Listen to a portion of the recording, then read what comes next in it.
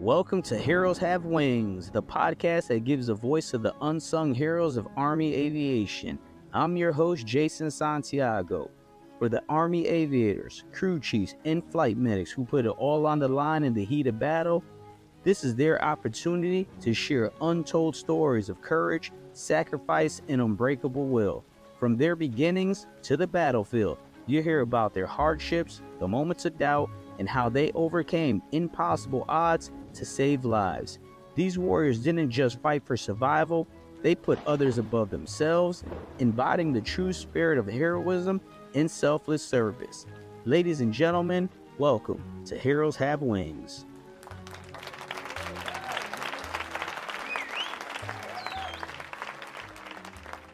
Today, we're bringing a man who's lived it, bled it, and damn sure earned the right to speak it.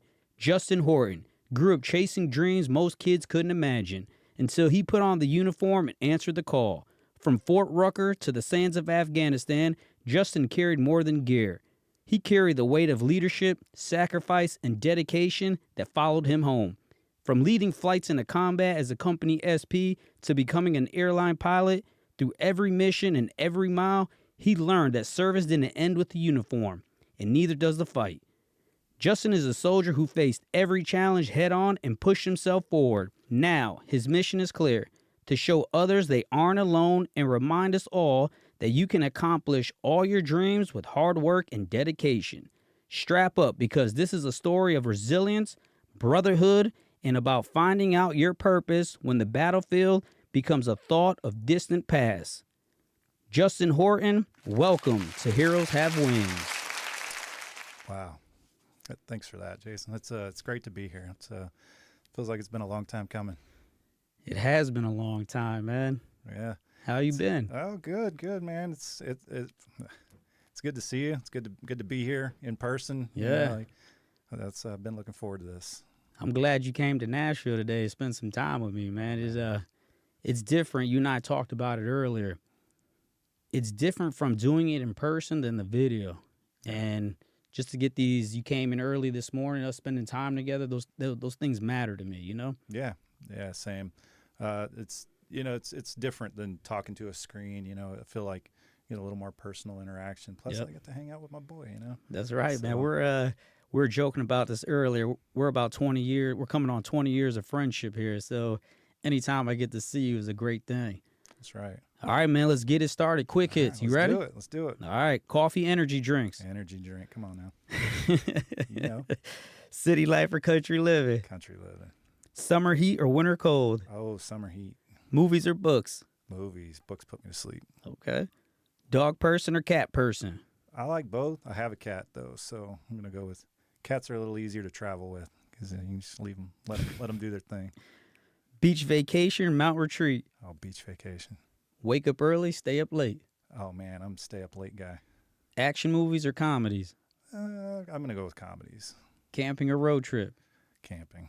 I can't do road trips anymore. I'm getting old. Texting or calling? I prefer calling. I like hearing the inflection in people's voices. Okay. Hey, I think tonality is very important, man. It's hard to tell how somebody's feeling in a text. Correct. It's easy to misread it. So.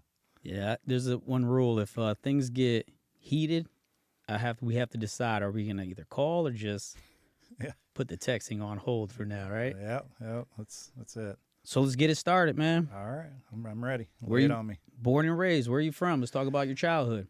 So I grew up in the Dallas area, Mesquite, Texas. I'm the oldest of four boys. Now, were they together the whole time, or a single parent household? What was that situation like? Yeah, no, my parents are they're technically still married, although they don't really live together anymore. It's kind of a weird situation, but that's probably why they're still married. Yeah, they've been together up until till recent years. They kind of drifted apart, but we had a great childhood. Parents definitely went above and beyond to take care of us. We lived in a really small house in a pretty poor part of town. A lot of gangs and drugs and those type of things. So it was tough to grow up where I grew up, but they did the best that they could to take care of us. And I mean, despite not really having a whole lot of money, we still managed to go on a vacation every year. And, you know, even if it was just to go somewhere to go camping or whatever, you know, we still took time as a family to go hang out. And So you said you got 4 brothers? I'm the oldest of 4, so I have 3 brothers. 3 brothers. Correction. So there's 4 of y'all. How was that dynamic having 3 brothers? Oh, man. It was a lot of fighting, you Yeah. know. But you know, the youngest was obviously the favorite, so you know, he got kind of whatever he wanted, and you know, it was a lot of hand-me-downs. So being the oldest has its advantages. At least I get the new stuff. So What's the age difference? so 8 years between me and my youngest brother, so with about two or 3 years in between each one. Yeah, that's quite some time there. Your relationship with your parents, how was that? It was great growing up. I don't talk to him now nearly as much as I should, but I mean, growing up, like I said, we had a really good childhood, and we went and did a lot of things together. So I had a really good relationship with them, and my mom was pretty heavily involved in our activities. We did sports, played soccer growing up. My dad coached, mom was on the board, that kind of thing. So we were, we had a good childhood. Who are some of the most influential people in your life growing up during your childhood? So my great grandmother and great grandfather were around for a good portion of my childhood. My great grandfather was World War II veteran, Wow. Korean War veteran, and so yeah, I looked up to him quite a bit. My great grandmother I was always over at her house, and I just absolutely adored her. So I mean, I got along really well with my grandparents as well, but I don't know, I always had like kind of a little special place for my great grandmother and my great grandfather. So With your grandfather being that World War II vet and a Korean War vet, did you know at a young age you want to join the military, or did that come later on in life? yeah, no, I think I knew pretty early on. My parents talk often about how I would say when I was really young that I'm gonna be in the Army when I get older, and so yeah, I think I was pretty predetermined at that point. I was in JROTC in high school, and you know, did 4 years of that. So I think it was if not the only path, it was certainly my most predominant path forward. Yes, and the commonality I'm seeing with a lot of our guests, we grew up, lower middle class, lower middle class, around that, just hovering around that poverty line. Mm-hmm. A lot of us join the army or the military because it's a way out. Yeah. Did you always know that you want to join the army, or was it just any No, military branch? so I actually initially went to the Air Force recruiter because I wanted to fly. I was very interested. At this point in high school, I'd never stepped foot on an airplane before, never flown. I always thought I was super fascinated with it. I always thought it'd be really cool to fly. So I went to the Air Force recruiter and said, "Hey, I'd like to join the Air Force." And he said, "Okay, what do you have in mind?" And I said, "Well, I want to fly. I want to be a pilot." And he said, "Okay, well, come back to me in 4 years when you have a college degree." I said, "Okay, well." So I have an uncle that was a police officer in Dallas for many, many, many years. I think like 40 years. And I got to do a ride along with him, and I thought that was really cool. So that was kind of my next option. Like, well, if I can't be a pilot, then maybe I'll go be a cop. So I went over to the Army recruiter and said, "Hey, I'd like to join the Army and kind of really want to be an MP."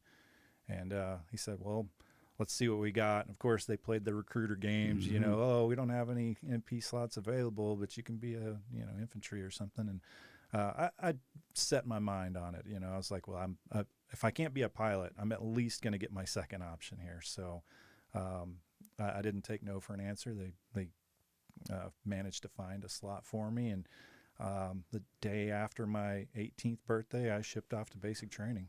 So. And that was for to become a military police? Military police, yeah. Where'd you do basic at? Fort McClellan, Alabama. doesn't exist anymore. I But know, man.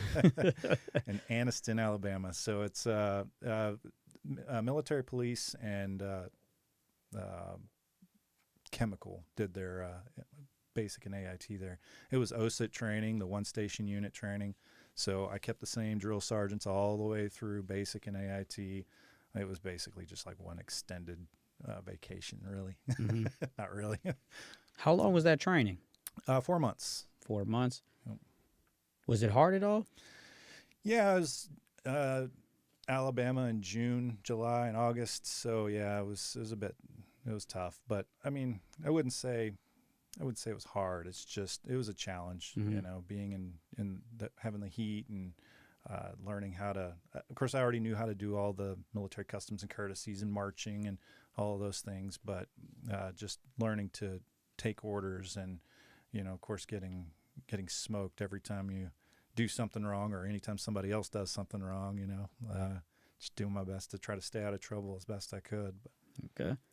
So, what was your parents' reaction when you told them, "Hey, I'm joining the Army"? How did they feel about that? I think my mom wasn't too happy about it, but I think that there was no surprise. I think they both kind of saw it coming, and understandably, they knew that there's really no way that I was going to go to college. I didn't have, we didn't have the money for college, and didn't have any scholarships or anything like that. So this was really kind of the best case scenario for me. And, I think being my mom's baby, I don't think she was too keen on it, but she wasn't too surprised. And I think she knew there wasn't anything she could really do to deter me from going that route. It's something I'd been talking about for a long time. So Do you think she understood why you did it? oh yeah, definitely. And they were very supportive. We sat down and talked about it, and they were happy that I was able to get a job that I wanted to do, and they understood why I wanted to do the job that I was doing. And so I was also looking at, at a pretty young age, 17 years old, and I was already kind of thinking about the future and what I could do, because of course, like everybody, I was only going to do one term in the military, and it was a 5-year term, and I was going to do that, and then I was going to get out and probably go join a police department or something like that. The training that I would get in the military would set me up for a good job in law enforcement when I got out. So I was thinking about these things ahead of time already. I had no idea that the Army had aviation at all. Yeah, So, we'll get to that. All right. so So the idea that was of me asking about that never even crossed my mind. it's crazy you say that because I had no idea either. Yeah. I was 5 years in the Army. Then I realized I could fly a helicopter in the Army. That's a real thing. They're like, yeah. I'm like, shit, I'm doing that. But your brothers, how'd your brothers feel about you joining the military? I mean, I think they were pretty supportive of it. I was closest with the brother that was closest to me in age.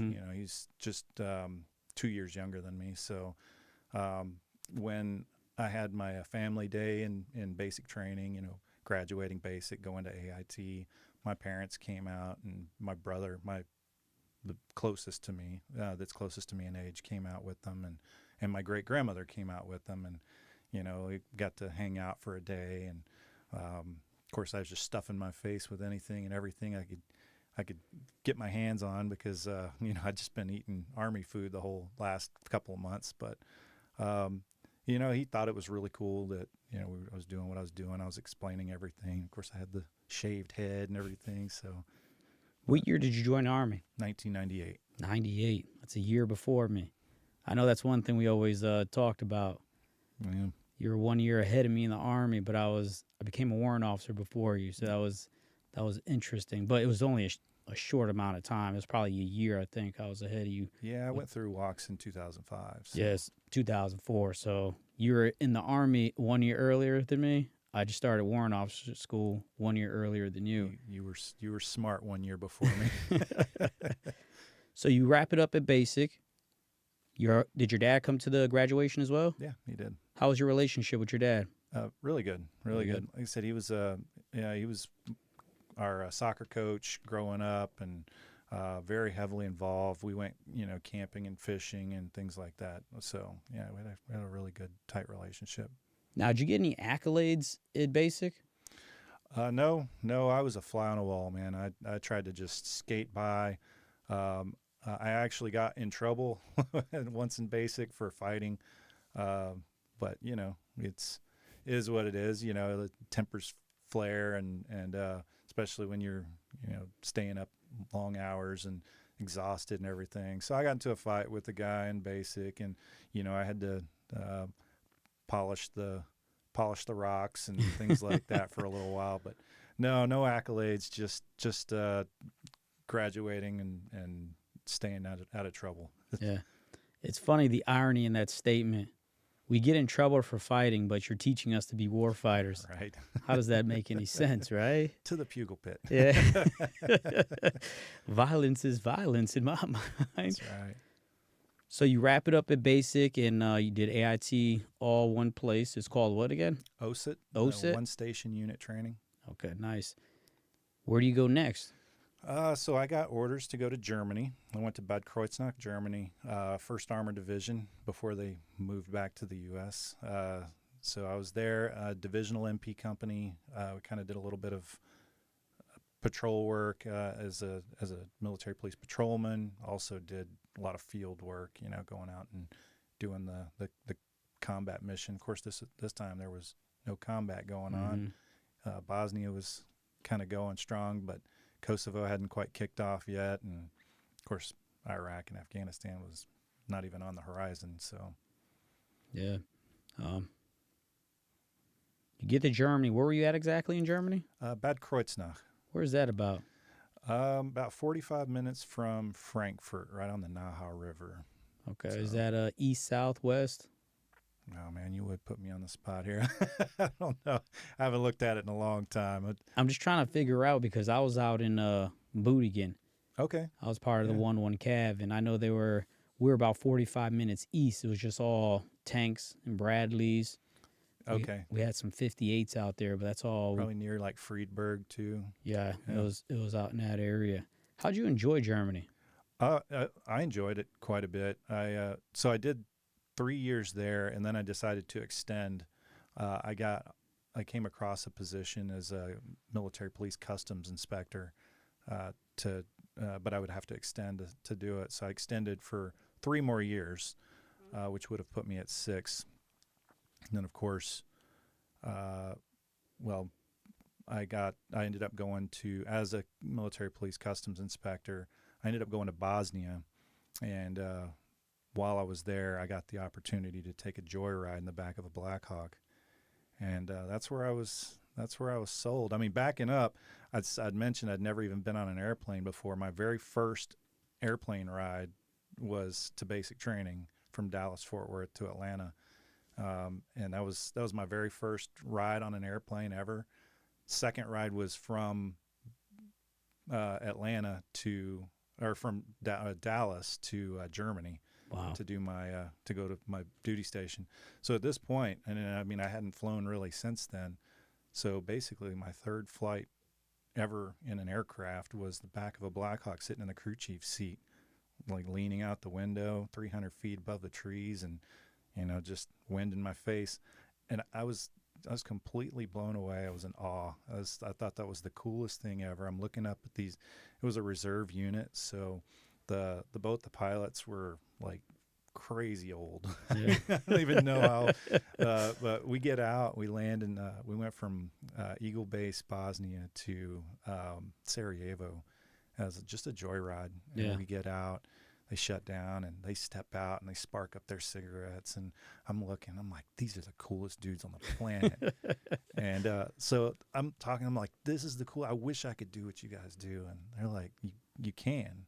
And I'm like, no, I don't have a degree. And they're like, neither do I. You don't need a degree. Just become a warrant officer. And I was like, what? This is an option? So I dedicated myself. This was like 2002. And I started looking into it. Of course, this is the early days of the internet still, so there wasn't a whole lot of information available. There's a lot of, having to make phone calls and, things like that. So It took me a little while. Once I got back from Bosnia, I started kind of working on putting that packet together, and um, it took me a little while because, of course, you have to mail everything in. You got to go drive an hour to go see a flight surgeon to get your flight physical, and get it all mailed to Fort Rucker and wait for a return and all that stuff. So it took a little while, but in 2004, late 2004, I got my packet submitted, and I by some miracle I got selected on the first look. Nice, nice. Uh, Yeah, I got selected on the second look. Let's talk about Bosnia real quick. How was that, and what was your experience like? it was good. I mean, I wasn't doing a lot of like the patrols that a lot of the other MPs were doing because I was working customs. So a lot of the stuff that I was doing was inspecting containers and inspecting equipment that was being prepared to be sent back to the U.S. So kind of just doing a customs pre-clearance on it. So I spent a lot of the time on the base there at Eagle Base. I didn't, unlike our later deployments that we'll talk about, I was kind of a fobbit. Mm-hmm.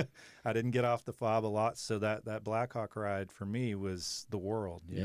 Getting to see something besides the base. How long were you there for? Just 3 months. 3 months. Yeah. So you wrap it up at Bosnia. You go back to Germany. You said the end of 2004 is when you found out? That was when I found out that I'd been picked up for flight school. Yeah. So what happened from there? Well, they wanted to put me in a class right away. I mean, I think I found out in like November or something like that of 2004, and they wanted me to start like right away, like February, I think. And I'm like, I'm in Germany, this isn't going to be an easy move for me to get back to the U.S. and everything. So I ended up extending to. I had to extend in order to not run out of orders because I had only extended in Germany for 3 more years, and this packet pending going to flight school required me to have to extend yet again. I ended up spending almost 7 years in Germany when all was said and done. That's pretty impressive. Yeah, I left in the summer and started walk school in I think it was September. Is it safe to say you like Germany a lot? Yeah, I had a great time. Of course, after 7 years, I was ready to come back to the U.S. There's a lot of luxuries and things that in the U.S. that they just don't have over in Europe, and there's a lot of good things over in Europe that I really enjoyed. But after 7 years, I was a little homesick and ready to come back to the U.S. Yeah, very understandable. Besides Bosnia, did you do any other deployments out of Germany? Yeah, I did 3 months in Turkey as part of Operation Northern Watch in 2002, late 2002. Let's talk about that. What was that like? It was awesome.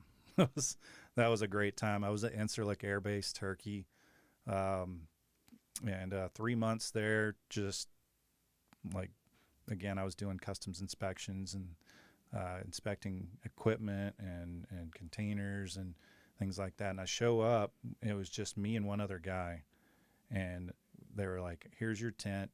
It's it's all partitioned off because it was ran by the Air Force. So, like everybody's got their own room, and you've got like each tent has its own little living room too." And I'm like, "This is crazy. This is not what I'm used to. This is awesome." And, yeah, I don't think that sets you up for the future either. Oh no, because what we're going to talk about in a little bit definitely wasn't like that. Yeah, definitely. But no, it was a great time. They didn't have a whole lot of work for us to do, so I mean, I think out of the 3 months I was there, I probably worked like, I don't know, twice a week. It was pretty laid back. Got to go off the base, and it was real safe there. A lot of shops, and it's a lot of the bartering system.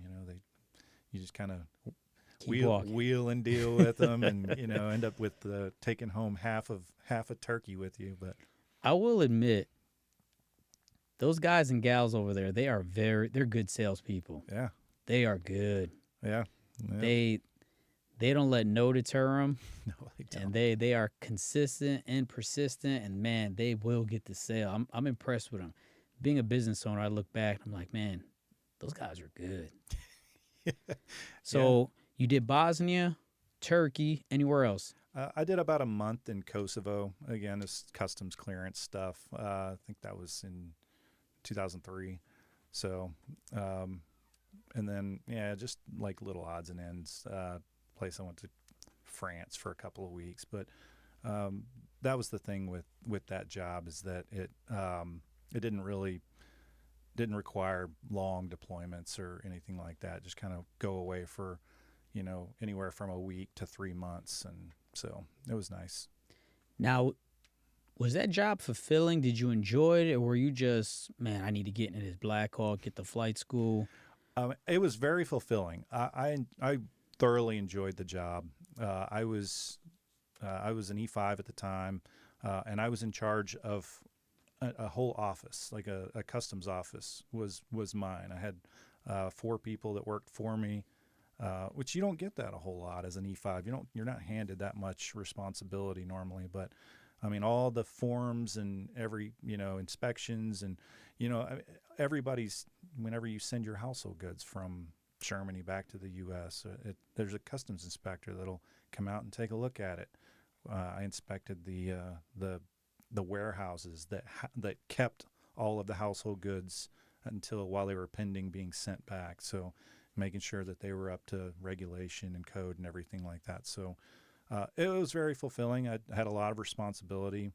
I ended up building a database that helped really streamline the job and ended up becoming used throughout the whole country to kind of streamline the whole process. So that was pretty cool. And it wasn't until I took the ride in the Blackhawk that I ever even knew that was an option. And of course, once I did that, it was game over, man. I dedicated my whole life to making that a reality. Now, before you found out about the Blackhawks, did you see yourself staying enlisted for 20, or were you trying to wrap that up and get out the Army? So when I extended the 3 years to take that customs job, I had to also extend my enlistment because my initial enlistment was for 5 years. And at that point, again, I was still just, I'm going to get this, I'm going to get my college money, and I'm going to get out of here. But I was looking at it when I took that job as a way, because I already had the law enforcement experience. And now I'm getting customs experience, and it's just broadening. Again, I'm thinking about the future, broadening my horizons. Now I can get out and not only have the possibility of taking a job as in law enforcement, but I could also go try to apply for Customs Border Patrol or Department of Agriculture or something to that effect. And I thought it was really cool to have that opportunity and that that skill set Yeah, that's to go good. along with it. You definitely could have profited off of that Yeah. after you got out of the Army. But to answer your question, I at that point I was still planning on just finishing out my enlistment. It wasn't until I got picked up for flight school that I was like, okay, then now at this point I'll be done with flight school. I'll be approaching 10 years when I finish flight school. And once you get over that 10-year hump, man, Yeah, you're you there. got to ride it all the way out. Yeah, you're there. So Germany, 7 years, correct? Mm-hmm. E5 when you leave. Yep. What's your most memorable moment about being in Germany? I mean, I had several memorable moments. The first time when I first arrived in Germany, it was a culture shock. I hadn't really ventured too far away from my hometown, and so getting to Germany, and of course all the guys in the unit. I was 18 years old. The guys in the unit that had been there for a while already. They're like, I got just the place to take you. And so, they took me out, and it's legal to drink at 18 there. So, oh man, I was a relatively good kid. So I didn't really drink much when I was a kid. So There's a lot of things that are legal in Germany that aren't legal here in America. Well, we won't talk about that. Yeah, Those things. we'll leave that up for everybody else's imagination because that was my first duty station too. Okay. And like you, I went to Puerto Rico when I was growing up, and that's pretty much. I went to Florida. I didn't travel that much, but when I got to Germany, I was the same way. I was like, holy shit, man, we're not in Kansas anymore. This is a whole nother country. Yeah, it's culture shock, man, for sure. Yeah, it's definitely a culture shock. And then just the thought of, I mean, they had vending machines over there in the barracks with beer in it. Cigarette machines. See, I've saw kids riding their bikes up to a cigarette vending machine before. Yeah, it was Blew my mind. It was crazy just getting there. Like, man, what is going on around here? Right. But go ahead. I didn't mean to cut you off. You're talking about your most memorable moment. Yeah. So having the guys all kind of rally behind taking me and showing me the ropes and everything, that was pretty memorable. But I think probably the most memorable would be my time in customs, getting that opportunity to go to Bosnia, Kosovo, Turkey, France. I mean, all over the place. And again, having, I was 25 years old at that time, 24, 20, well, I was 22 when I got there. And, at 23, 24 years old, I was already in charge of a whole office, 4 people, and, inspecting these places that are multi-million-dollar businesses and have these huge contracts, and their contracts are dependent upon favorable inspections that I'm doing. So that was kind of cool. Mm-hmm. I think that would probably be my most memorable. I can't really label it or narrow it down to one particular time or event, but I think just that whole time period in general was pretty memorable for me. What was your biggest takeaway from being in Germany?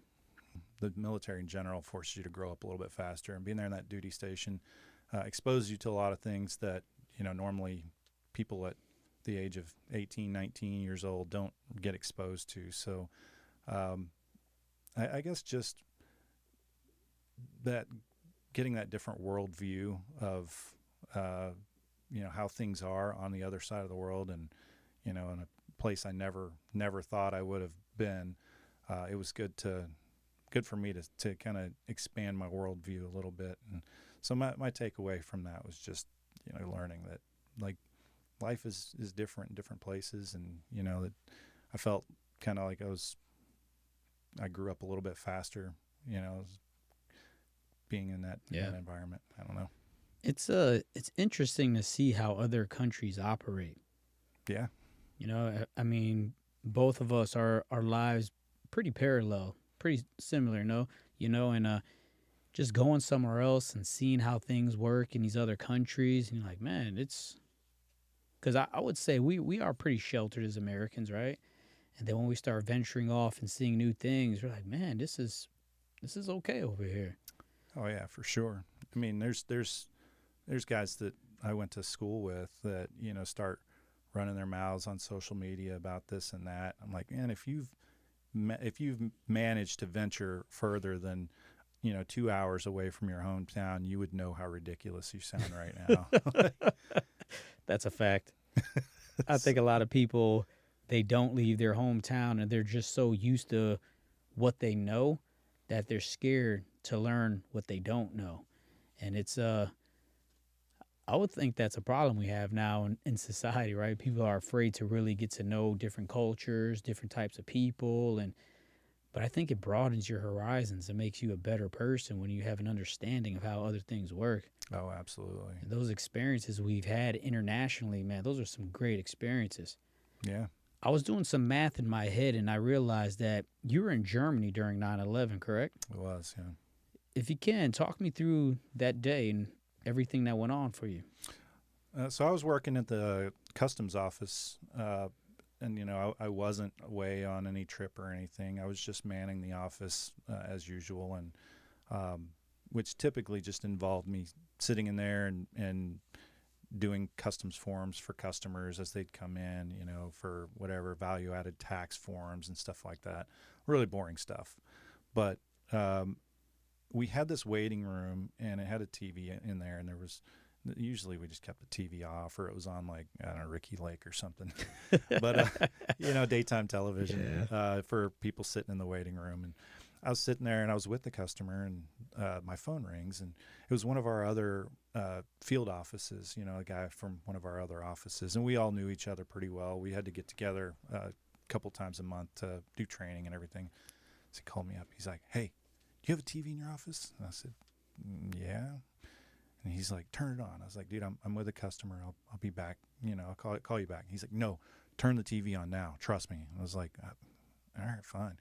So I'm like, "Just excuse me for 1 second," and I got up and I walked over, and the TV was off, so I turned it on, and just the channel that it was on was AFN, and of course it was all over the news. And at that point, it was only one tower smoking, and I was like, "Oh my God, this is terrible." It's like probably somebody had a heart attack or something, flew into the tower, and the customer's standing there with me, and she's like sitting there watching it. And we're watching the television when the second plane hit the tower, and she just lost it. She burst into tears and ran out of the office. And I was like, I'm sitting there like in shock. I don't know what's happening. And so I call. We had one of our other guys was working in the back, and so I call him up. Yelled for him, and he comes up, and I was like, "Check this out." And he's looking, and he's like, "What the hell happened?" Like, I don't know, man. Looks like I'm here with you, bro. Yeah, two planes have hit the World Trade Center, like both towers. And so we're sitting there, and when we're contemplating, like there's no way, the terrorism never even came up in my mindset at that point. I was like, there's some weird going on, like something ATC's messed up. I don't know. Like, I don't know what's going on. I just can't fathom what, terrorism that hadn't even really happened in so long. And so we're sitting there kind of going back and forth on what we think it is when they report that the plane hit the Pentagon. Mm-hmm. And I'm like, okay, there's no way that this is anything other than a terrorist attack, but how, how does this happen? And so we're like, we just don't even know what to do, we're sitting there. And then I get a call from we work directly for the base support battalion, the BSB there. And I got a call from them, and they said, we're locking everything down, ThreatCon Delta, which is, for anybody that doesn't know, is they're shutting all the gates, and they brought Humvees with mounted 50 cals on top of them and pointed them at the gates. They're like, we don't know what's happening. We don't think our small little base here, because at this point I was based in Kitzingen, Germany.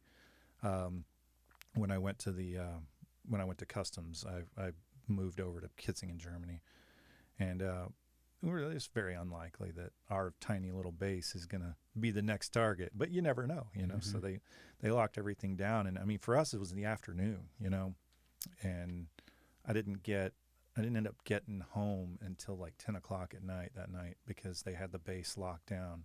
And I didn't live on base, so I had to wait for them to open everything back up. And yeah, it was real weird. They started immediately talking about who was going to be deploying where, and so it was a strange feeling, especially being in Germany, where we were the closest to all of the action. Did they give you guys sit you guys in a room and be like, "Hey, there's a potential that we may be going to war. Just get ready for that"? Yeah. We were customs. Our primary mission was customs, so we did get the talk of we're in peace first, customs second. So there's a chance that they could, have us deploy as an MP company and, go do typical MP missions.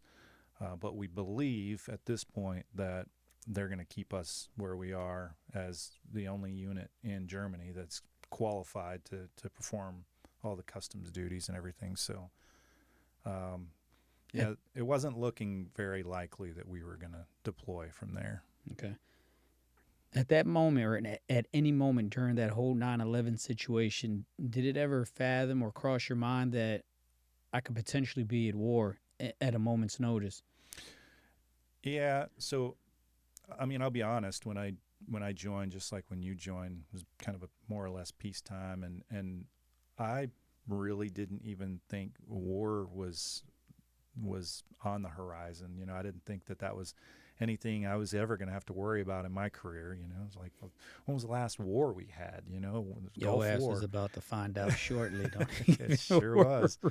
So yeah, no, I think it did start to dawn on me at that point that like this is what we've been training for. You know, this is why we go to the field all the time. This is why we do sergeant's time training every Thursday. You know, I mean, this is what we're training for. So just hope that it doesn't come soon. You know, Yeah. So you leave Germany, you go to Fort Rucker, home of the aviation, start flight school. How's Warrant Officer Candidate School for you? Oh, it sucked, man. Warrant Officer Candidate School is not meant to be fun. Mm-hmm. A lot of PT. I went through from September to November, so right at the time where it was freezing cold outside, but they still hadn't turned the air conditioners off inside yet.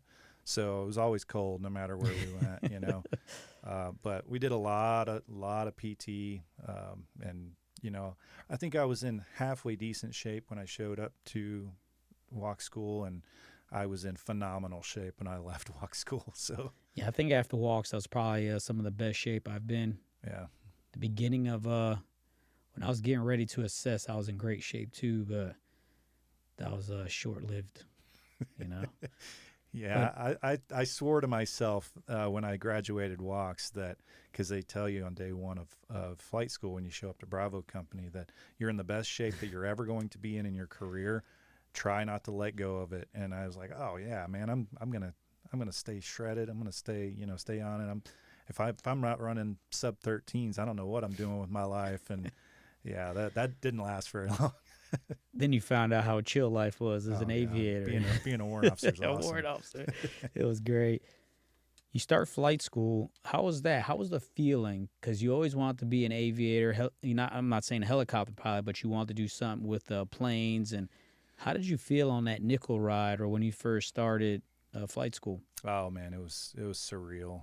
Of course, you know, you show up and it's like a 3-month bubble to get into this flight school. So you're all excited on day one, and then you realize, oh, I guess I'm going to be doing funeral detail for a couple of months before I even start flight school. But man, that first day of flight school, you show up and get into that simulator for the very first time, and you're like, this is it, man. This is it. This is the real deal. And then you go after a couple of days in the sim. They put you at the flight controls of a helicopter and say, go fly. And you're like, whoa, wait, I'm not ready for this. Slow down, okay? I'm not ready. Not ready for this. It was very surreal, though. I mean, yeah, it almost felt like it was a dream. It was really cool. You went through Flight School 21? I did. Okay. How was that when you got to the Black Hawk? How was that experience?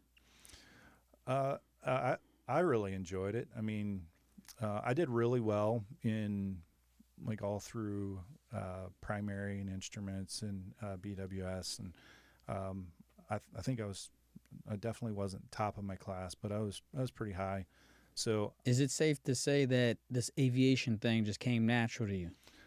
Because I was studying my ass off, bro, like for real. Yeah, no, I mean, so I don't feel like it came natural, but I mean, I did really well on that AFAS test that you have to take when you put your flight packet in, and I thought I was going to bomb that thing, and I did exceptionally well on it. So, I mean, I guess to a certain degree, I had the aptitude that I didn't even know I had, but I showed up, you know, and of course I studied my ass off just like everybody else does, and I think, you know, I looked around at some of the other guys, and I would see, you know, some of them just slaying it, and I'm like, I'm falling behind.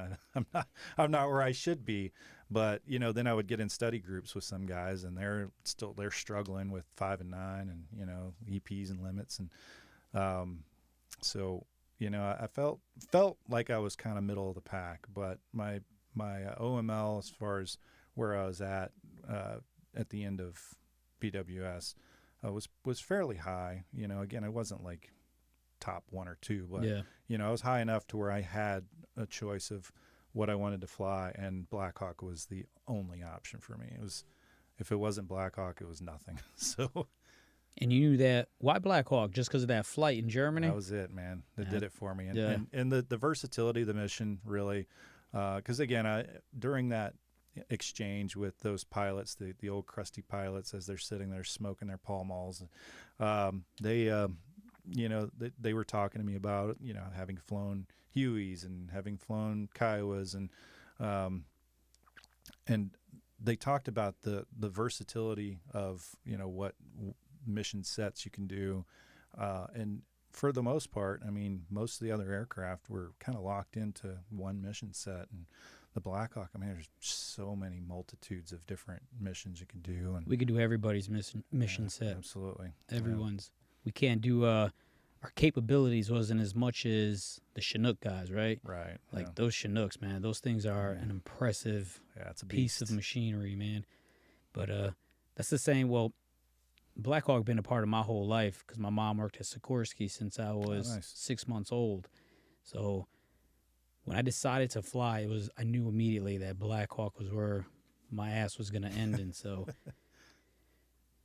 you and I talked earlier today, and you said one of the happiest moments in your military career was when you graduated from flight school and got those flight wings. Let's talk about that and how you felt that day. Well, I mean, it was a culmination. Honestly, like it started with pulling up that list after I'd submitted my flight packet and waiting for the board to convene, and checking every 30 seconds to see if it had refreshed, and and then the list finally was up, and my heart's just pounding out of my chest, and as I'm scrolling through and I'm getting through the F's and the G's and the H's, and I'm like, how many fucking H's are there? And I get down and I see HORTO, and I'm like, no way, I got picked up. That was the start, I would say, of the happiest moment of my life, and it ended with pinning those wings on. It was, That's a very, for people that don't know, I felt the same way. I found out when I was in Iraq that I got picked up, and I was like, I felt the same way you did. I was like, there's no way in hell that's my name. I'll never forget this too, because I was in this, we had the computer rooms. Yeah. Right? Wi-Fi wasn't all over the place. You actually had to go somewhere to use the internet. You're aging yourself, Jason. Correct. And me. Yeah, exactly. You're older than me. What the hell? So I saw my name on there. I'll never forget. There's a soldier sitting next to me. I said, hey, can you do me a favor? Can you just make sure that's my name right there? And they looked. They said, yeah. I'm like, oh. So that overwhelming feeling is a great feeling. At what point did you realize where you were going to go after flight school for your first duty station as an aviator?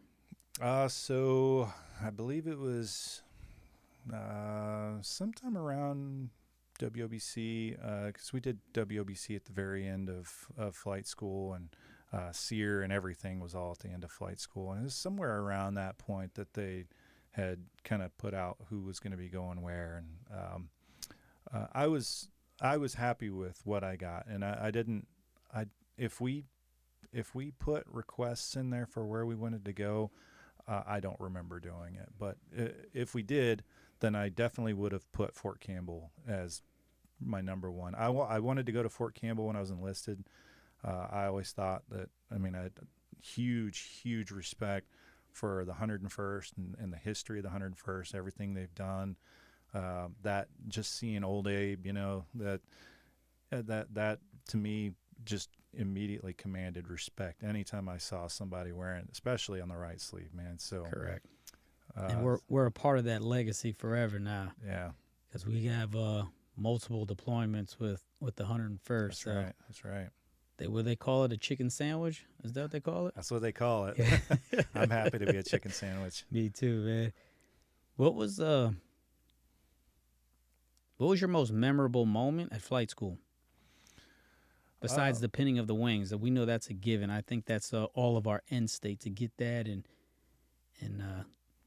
get there. But did your family show up to the graduation? They did. Honestly, man, the most memorable and probably the most proudest moment of flight school for me was the day that I learned how to hover. Man, it was people underestimate how difficult it is to hover a helicopter, and nothing frustrated me more than trying to learn that. And my stick buddy picked it up on like day 2.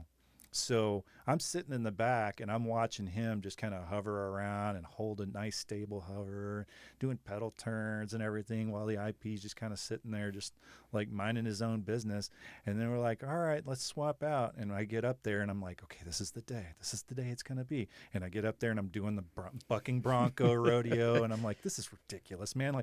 Like is he helping you out when I'm like asking my stick buddy, like, come on now, you could tell me, like, is he actually, are you guys just messing with me? But the day that it all came together for me is I was, we were at one of the stage fields and I was just kind of hovering along, or kind of trying to hover anyway. And I realized that, we picked up from the pad and we started hovering over, and I'm like, man, like, I wish that I could just do this, like, because I thought that the IP was doing it all and that I was just kind of ghosting him on the controls. I'm like, God, I wish that it came this easy to me. I really don't understand. Like, maybe I'm just not cut out for this. And I actually looked over to clear myself left because we were turning, and I saw the IP sitting there like this. And I was like, and as soon as I saw that, started bucking all over the place again. I'm like, oh, come on. The IP's like, what are you doing? Like, you had it. So that was the moment that I knew I could do it. I think up until that point, I definitely had imposter syndrome. I really felt like somebody made a mistake. They put me where I didn't belong, and they're going to figure out soon that I am not who they thought I was. I'm here to attest they didn't make a mistake, man. You're a good pilot. So I appreciate that. What was your biggest takeaway from flight school? Oh man, that was definitely that I am capable of more than I gave myself credit for. Because again, I had the biggest case of imposter syndrome, like, throughout a good, well, up until I learned how to hover, and even then after that, I didn't fail any check rides, but I went into every check ride feeling like, this is the one I'm going to fail right here, So, graduating flight school, no check ride failures, fairly high on the OML too. I think my biggest takeaway was I belong. This is, believe in yourself. This is my career now. And I'm a fucking helicopter pilot. Let's go. So you get to 101st. How was that experience? It was good. It was good. So the command that we had at our unit, as you know, was interesting. We had let's say a challenging command. Before you get to that, I just want everyone to understand that when you show up as a W1 at an aviation unit, that's challenging alone. You're basically a private, a W1 in the aviation world, a W1 as a tech warrant, in maintenance or supply, they are like gods. Correct. They show up and they are so respected, so just, I don't know what the other word than respected, but held in high regard. Yes. You show up as a W1 to an aviation unit, and it's like a private. In fact, in some regards, privates in an aviation unit are treated better than the W1s because they've at least earned their position to be a crew chief in that unit, and you haven't earned anything. So all that high energy and excitement of having just graduated flight school kind of all goes away initially when you show up to the unit and realize that you have so much to learn. And I came in with an open mind. Obviously Um, some guys had this kind of a complex of, I'm an officer now, and the enlisted guys are going to do what I say and all this other stuff. I didn't have any of that because I knew better. But Yeah, I think one of the things we experienced was we were enlisted guys when we became warrants. mhm, There is a program where people street to seat. They yeah, go from civilian side straight to becoming a warrant officer. And what you said there, you could see the stark difference between those type of warrants and then the guys that were enlisted. And in their defense, they just don't know, right? You right, don't know what you don't know. You go from, I think, basic to warrant officer school to flight school, and that's pretty much all the exposure you get. But you got guys like us that were 5 years or higher mhm, enlisted. Now we're warrant officers, and we understand the struggles of being enlisted. sure. So I think that's the biggest difference. How were you feeling when you got to 101st into that unit? I was feeling pretty good until I got until I got there and got put in my place. Really, it was just, you kind of feel out of place anytime you go to a new unit. You kind of have to find your rhythm and everything. And of course, in this case, you're not only in a new unit but in a new job too, and you're unproven. So you're gonna get a little pushback from pretty much everybody. And our uh, standardization pilot in the company was Wayne Price, who was a pretty big personality, and um, he walked in and made some comment to the effect of, you can't swing a dead cat around here without hitting a W1. And I'm like, I don't even know what that means. But he's like, Steve Campbell was there. He was the kind of the Woj when I got there. And so he's like, here's the fridge. This is your primary responsibility. Here's where the brooms are. Here's where the trash bags are. Don't let the trash bags get too full or Dave will flip it upside down. And, just, all the ropes and everything. And I felt like, I was like, where did I just walk into? And luckily, I got a couple more W1s that came in right after me that, kind of helped share the load a little bit. But what I learned pretty quickly was, I am not even a cog in the wheel yet, not even a cog in the machine. I'm just here hoping to, notch my way into the system somehow.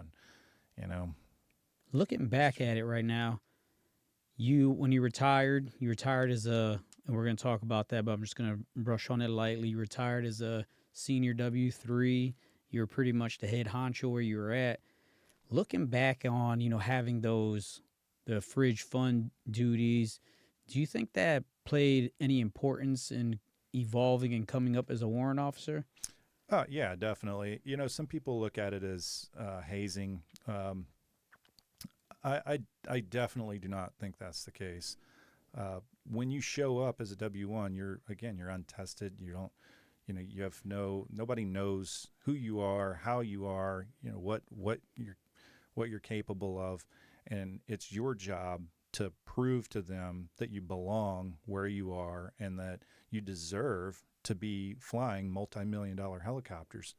And the only way to prove that is to be given some responsibility beyond flying a multi-million-dollar helicopter to prove your worth, and things like stocking a refrigerator, as simple as it may sound. If the senior warrants are walking in and they're looking at an empty fridge, or their favorite soda or energy drink is not in that fridge, what their favorite sodas are. What their favorite energy drinks are and what their favorite snacks are. You've learned that pretty quick, usually from the previous junior warrant officer.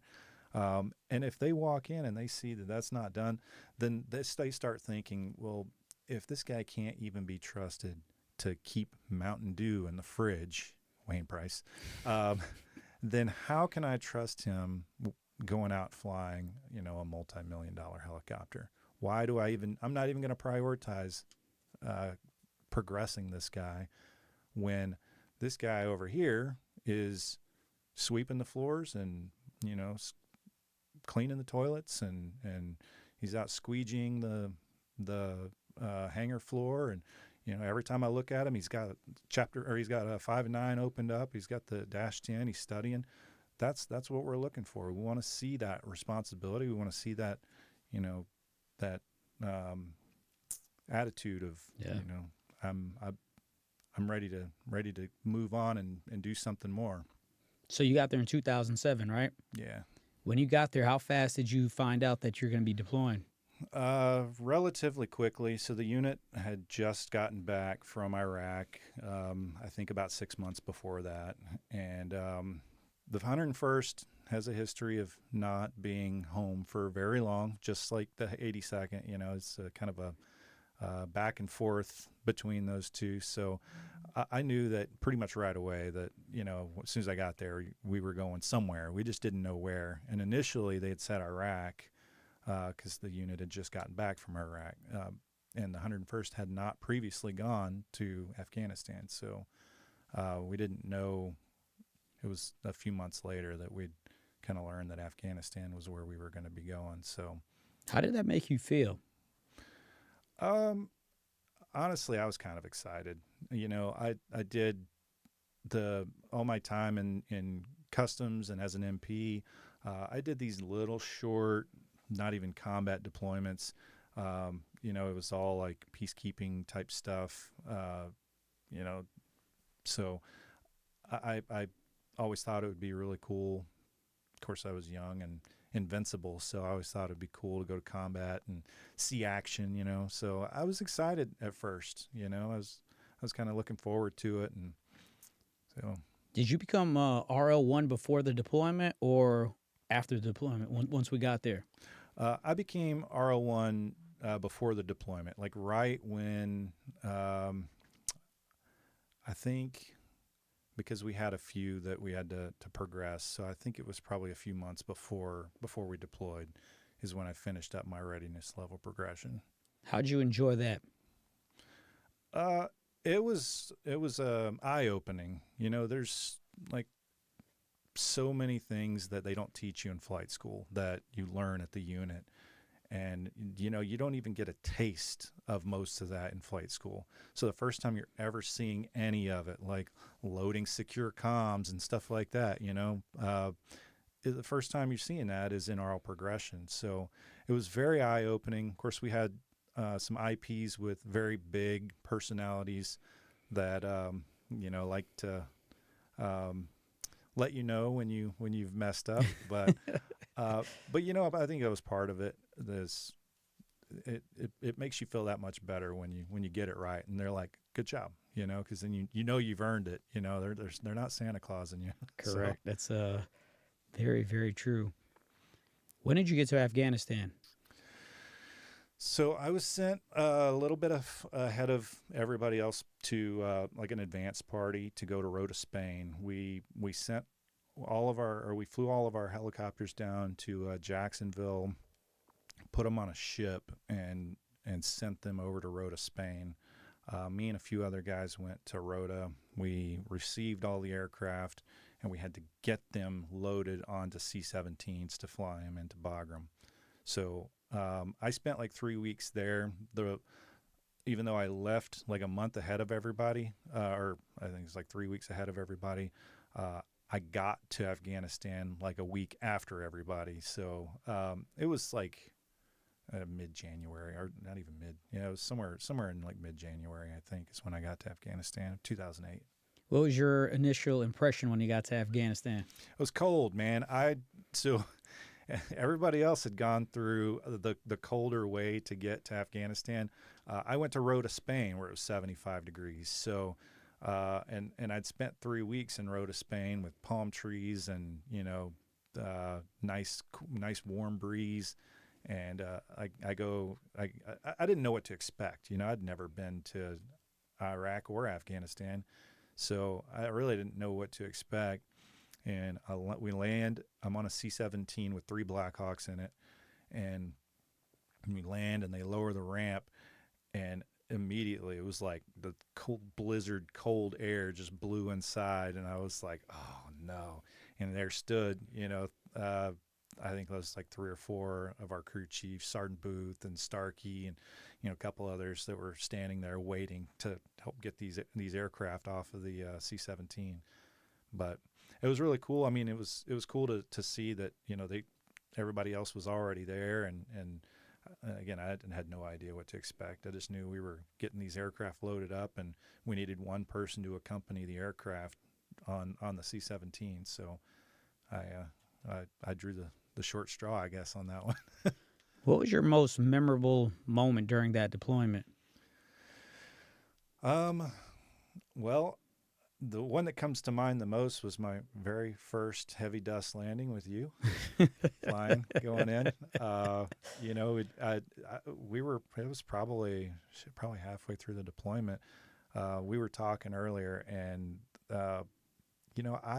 because being more on the junior side at that point, I didn't go on a lot of the more high profile missions, or the missions with a lot of the potential for a lot of action. So I did a lot of the ring routes, the resupply routes, taking the generals around to different bases for meet and greets and things like that. I did a lot of plans. The more junior guys kind of get stuck on day plans, night plans. You're staying up all night planning and printing packets and all that stuff. And so that's what I got to do for a lot of the deployment. And How'd that make you feel? having to do all that stuff, Yeah. it's paying your dues, man. I'm pretty I'm pretty understanding when it comes to paying your dues and putting in your time. Yep. And I knew, I was a brand new W-2. I pinned W-2 right before we deployed.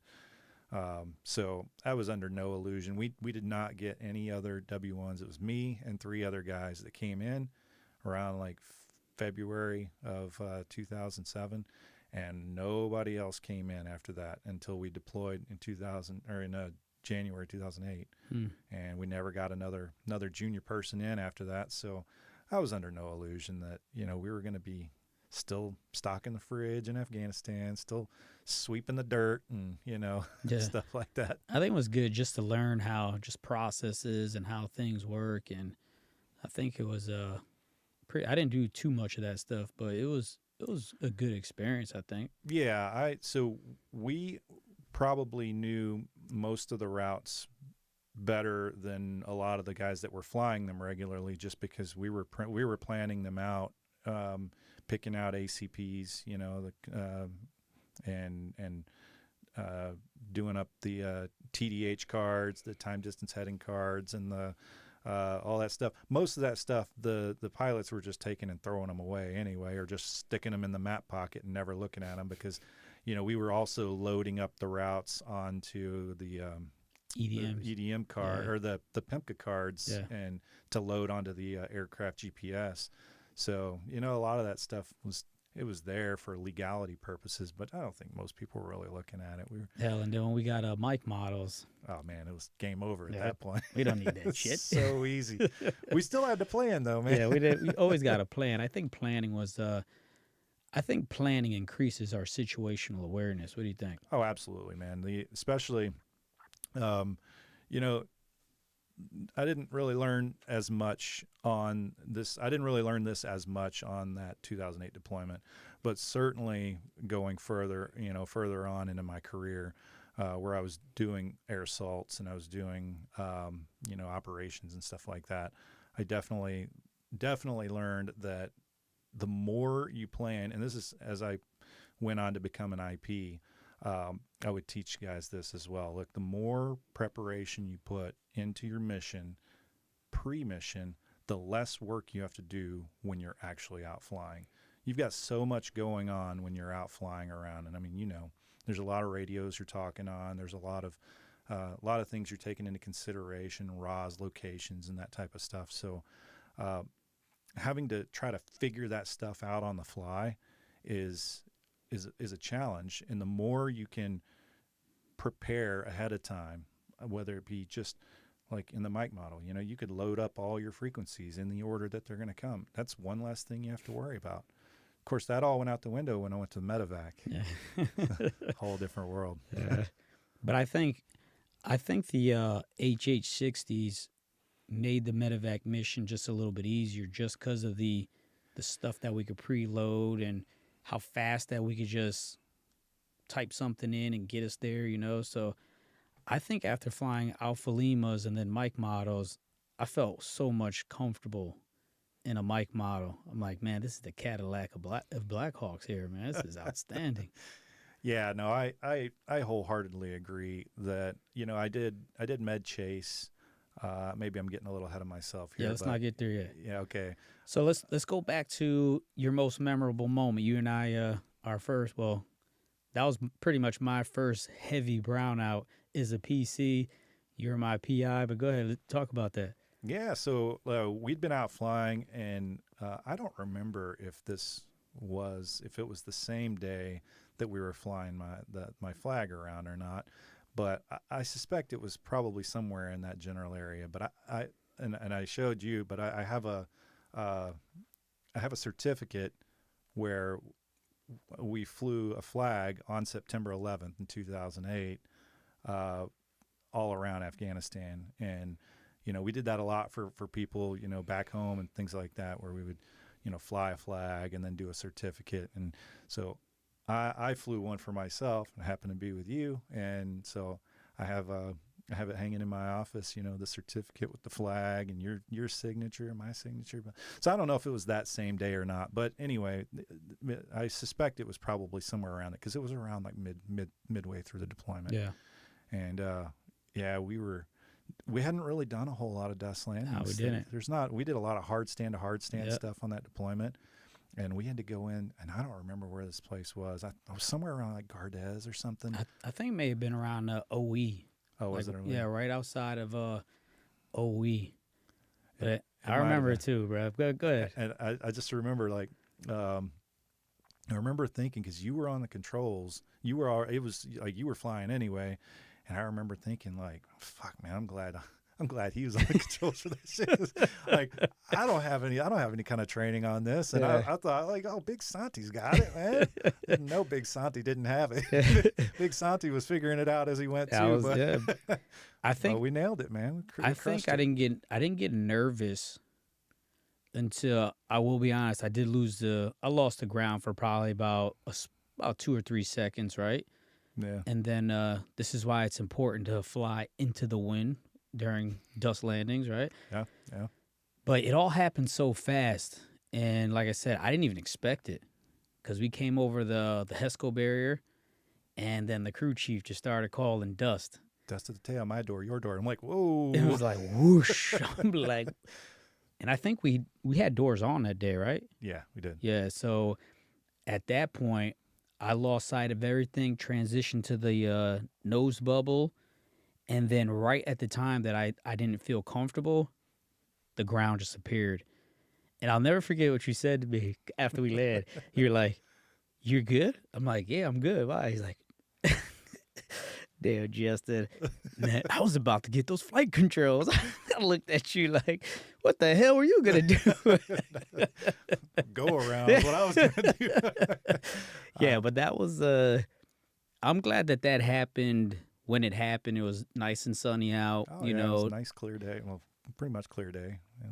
But I think that day, it was you and I, after that one, we had several brownouts. Mhm. Like, it just started happening. They just got easier and easier after they came. But that first one was, Oh, yeah. That It'll shit- get your attention. that shit was thick, man. I was Well, like, and a valuable lesson was learned on that one, too. We had the vent blower on. yeah. And landing in the heavy dust with the vent blower on was a good way to get a face full of sand. Correct. I remember that too. But it's like you just mentioned earlier. There's so much stuff going on. Mm-hmm. And as soon as, just so everybody understands, when a crew chief says tail, the dust is at the tail, at me, and Justin said it in his breviary. He said it real quickly. When a crew chief is saying it fast, you know that shit's coming fast. Oh, it's coming. So by that time, the before landing check, and it's hot as hell out there in September, right? So Mhm. that's something simple that you could miss over, but you regret it afterwards. Yeah, man. So and if you haven't done dust landings before or you haven't trained on them, that first one, it's a pucker factor for It is, sure. definitely. You definitely get better at them as you do more of them. Mm-hmm. So which we learned later on, but And there's a million ways to do them as well. So you mm-hmm. just gotta. I learned with those just practice, meaningful repetition. You have to figure out the best way for yourself and just keep driving on. What was your biggest takeaway from that 2008 deployment? Honestly, my biggest takeaway was probably it was inaccurate because I felt like, honestly, that Afghanistan wasn't as bad as everybody had made it out to be. I didn't know because I was very myopic in my view of everything. My perspective was from my perspective, which was that I was being coddled a little bit in terms of which missions I was being allowed to go on, and it was just purely my juniorness that was the cause of that. Whenever I never got put on med chase during that deployment. When I did get put on QRF or ARF, it was just a placeholder because if a mission ever came down, I was getting pulled out of the seat for a more senior guy to jump in and go. So I was really just there to pre-flight the aircraft and, keep my gear in the aircraft so that when something comes down, they could throw it out on the pavement and go. I'll never forget that. So, it was. I did a lot of ring routes and a lot of transporting VIPs around. I did get to fly around some cool VIPs, Toby Keith and some of the NFL players and stuff like that. It was cool, but my takeaway was that wasn't nearly as bad as everybody made it out to be, and I would later learn that there were other people, some previous guests that you've had on the show here that had a very, very different experience and different perspective, and that deployment was hell for them. Mm-hmm. For me, it was kind of boring, honestly, and I guess in hindsight, I guess it's a good thing that it was boring rather than having to go through some of the stuff that some of the other people went through. But those would come. Those days would come for me. I would have. You guys did have limited exposure, man. Mm-hmm. And the problem is that we had the mentality of the chain of command at that time was to keep the experienced people flying the stuff that required experience, and put the inexperienced people on the minutia, monotonous, stuff that resupply routes and things like that. Really, realistically, that doesn't build any experience in the inexperienced guys. It only makes the experienced guys more experienced, I guess. Correct. But those guys aren't going to be around forever. Correct. So my biggest issue with it was leadership wasn't living up to the things they were preaching. And the biggest example I would say is we train as we fight as we train, right? When you only have a handful, because there's only like 4 people that were constantly doing all the missions, right? When you have 4 people always doing the hard stuff, and the guys that we have the tools, right? We just never been tested because we've never been given the opportunity to be tested, right? And the biggest issue with that is if one of those 4 guys, something happens to them, they have to go on leave, God forbid something were to happen, who's going to fill in now? Yeah. Right? And I just think it created an atmosphere where I'm not going to say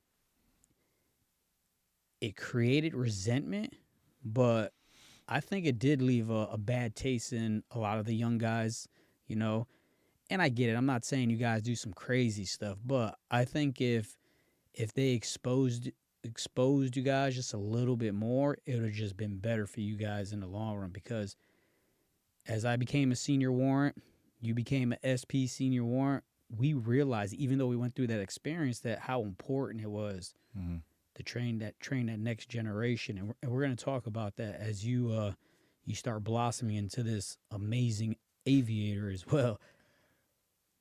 So that deployment ends. How did you handle that when you came back with just experiencing that, you're constantly on the bench, no matter how much you prove yourself, no matter how much planning, you've done everything they asked of you, right? You're still not getting an opportunity. How did that make you feel by the time you got home? So I was getting pretty frustrated, honestly, and I got that we had gone a year without getting anybody new in. So, we're still, me and the three guys that I came with, we're still the junior guys, but we were the junior guys with a fair amount of hours at this point, a decent amount of experience, albeit not great experience because that great experience was reserved for the experienced people, but some experience, a decent amount of hours, and a year at the unit, and yet we're still being treated like we just got there. So it was very frustrating. We showed up back to Fort Campbell after the deployment to one guy, one W1 who was waiting on us, and then I think within a month or so we'd gotten a couple more. So it was nice to see more people showing up and get that that junior label off of us. But it was still frustrating because Alpha Company in general had kind of had this what's the word, a reputation of making people wait a very long time to make them a PC. It had started with guys before you and kind of carried on with you, even though you had been at a previous unit and came to Alpha Company, still made you wait way longer than he needed to. And some of the guys before you had waited a very long time to make PC, and so that tradition had kind of carried on with me and with at least one other guy. I mean, of the four of us that came, I think there were two of us that were relatively quickly ready to be PCs, and two that probably needed a little more time or just not at all. But Agreed. but it was frustrating because I felt like I was doing everything right, and I was kind of leaning forward in the foxhole, and I kept getting told by one side that all right, your PC ride's coming soon, stay ready, and then I'd get told by others like, yeah, you're nowhere close. You don't. When did you finally make PC? It was about halfway between, maybe a little over halfway. I think it was around September of 2009 or so. So, we got back in January of 2009, and so you had to wait 9 more months? Yeah, I think it was like August or September. Wow. Yeah, it was pretty frustrating. So, and I mean, I was doing everything right, but, that's all I can do. So you make PC about 9 months after September-ish time frame. When did you guys deploy for that 2010 deployment? It was March. I think it was March of 2010. Do you think that was one of the reasons why they decided to make you a PC? Because they needed PCs for the deployment? I think that might have been part of it. Also, I think that we'd gotten a couple more W1s in, and so I was at that point. I mean, I had a lot of additional duties that I was doing, and I'd passed a couple of them off, but I'm like, I think my frustration was starting to show a little bit, and I think that there were enough people now at this point that were kind of lobbying for me to be a PC that it eventually they're like, okay, well, I guess he doesn't quite have as much experience as we'd like, but since we've got enough people saying let's do it, then let's make him a PC. Then so they put me and one other guy up for PC right at the same time, and we made PC pretty much right after that, and deployed as PCs, and basically me and him got put on mostly med chase and ARF, so we'd kind of alternate. Med chase was the 24-hour duty, so I would typically he and I would kind of be off cycle of each other. Like he would replace me, I would replace him, or then we'd go over to ARF, and we were doing a lot. The company was doing a lot of VIP movement, generals, flying generals around. It's a lot of the same stuff we were doing in '08, but it was a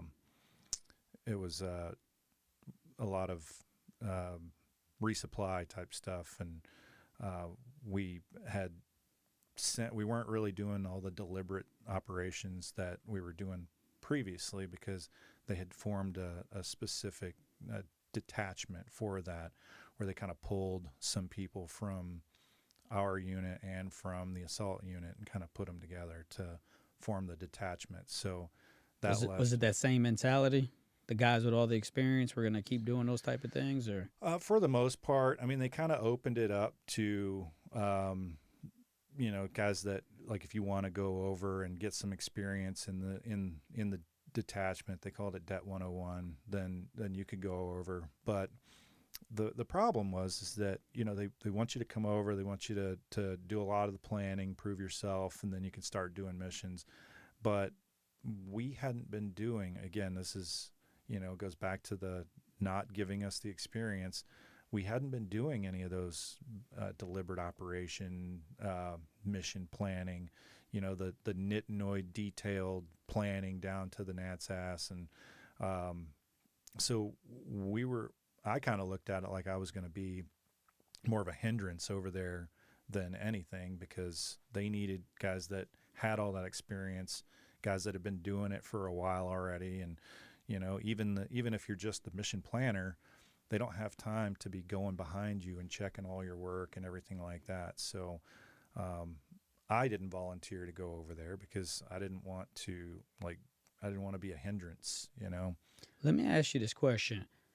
How did you stay resilient and keep it all together, knowing that your peers that went to maybe 5th Bat or somewhere else, they were put in these situations to gain this experience and, fast track and start moving along that ladder higher? How did you keep it all together, knowing that realistically you're essentially being suppressed from, or exposed to certain elements? Because the only way we get good at stuff is by exposure. That is the only way, right? Yeah. I could sit here and read this damn manual all day, but I don't know how this, like our first dust landing, right? Right. I don't know how I'm going to respond. I don't know how the aircraft is going to respond. I don't know how the dust is going to move. These are all things that we learn in the moment, and then we just get better as we do it. But how did you keep it together and stay positive and just keep pressing forward, knowing that no matter what you did, you just kept getting shot down? Well, I mean, I was frustrated, but I think I have a pretty positive outlook on life in general, and I don't know, I wasn't as assertive as I should have been I mean, I definitely made it known that I wanted to be doing more, but at the end of the day, I did have a little bit of variety. Not so much during that 2008 deployment. That started getting to me towards the end. I was getting a little pretty frustrated, pretty upset about what I was doing. I was just locked into the same thing over and over. But getting back, and once I finally started kind of getting some support behind me, started getting some of the guys in the unit that were kind of lobbying for me to become a PC. They started kind of handing me the reins a little bit on some of the missions, even though I wasn't the PC. You're going to play PC today, so you can kind of show me what you got. That helped. And then once we deployed in 2010, getting to do med chase and ARF, which I didn't really get a chance to do in the 2008 deployment, so it was something new for me. To me, I looked at it like, it was a step in the right direction. Being trusted with just being over, the unit, the the company, the whole battalion really, had moved across the airfield to the other side of the airfield, and so you had Med Chase on one side of the airfield, and all the other units were over on the other side. And so while our company was doing all these VIP movements and ring routes and resupply routes, over on the other side, I was on the other side of the airfield, and I was barely seeing any of our unit at all. It was, and that was kind of cool to feel that sense of empowerment, I guess.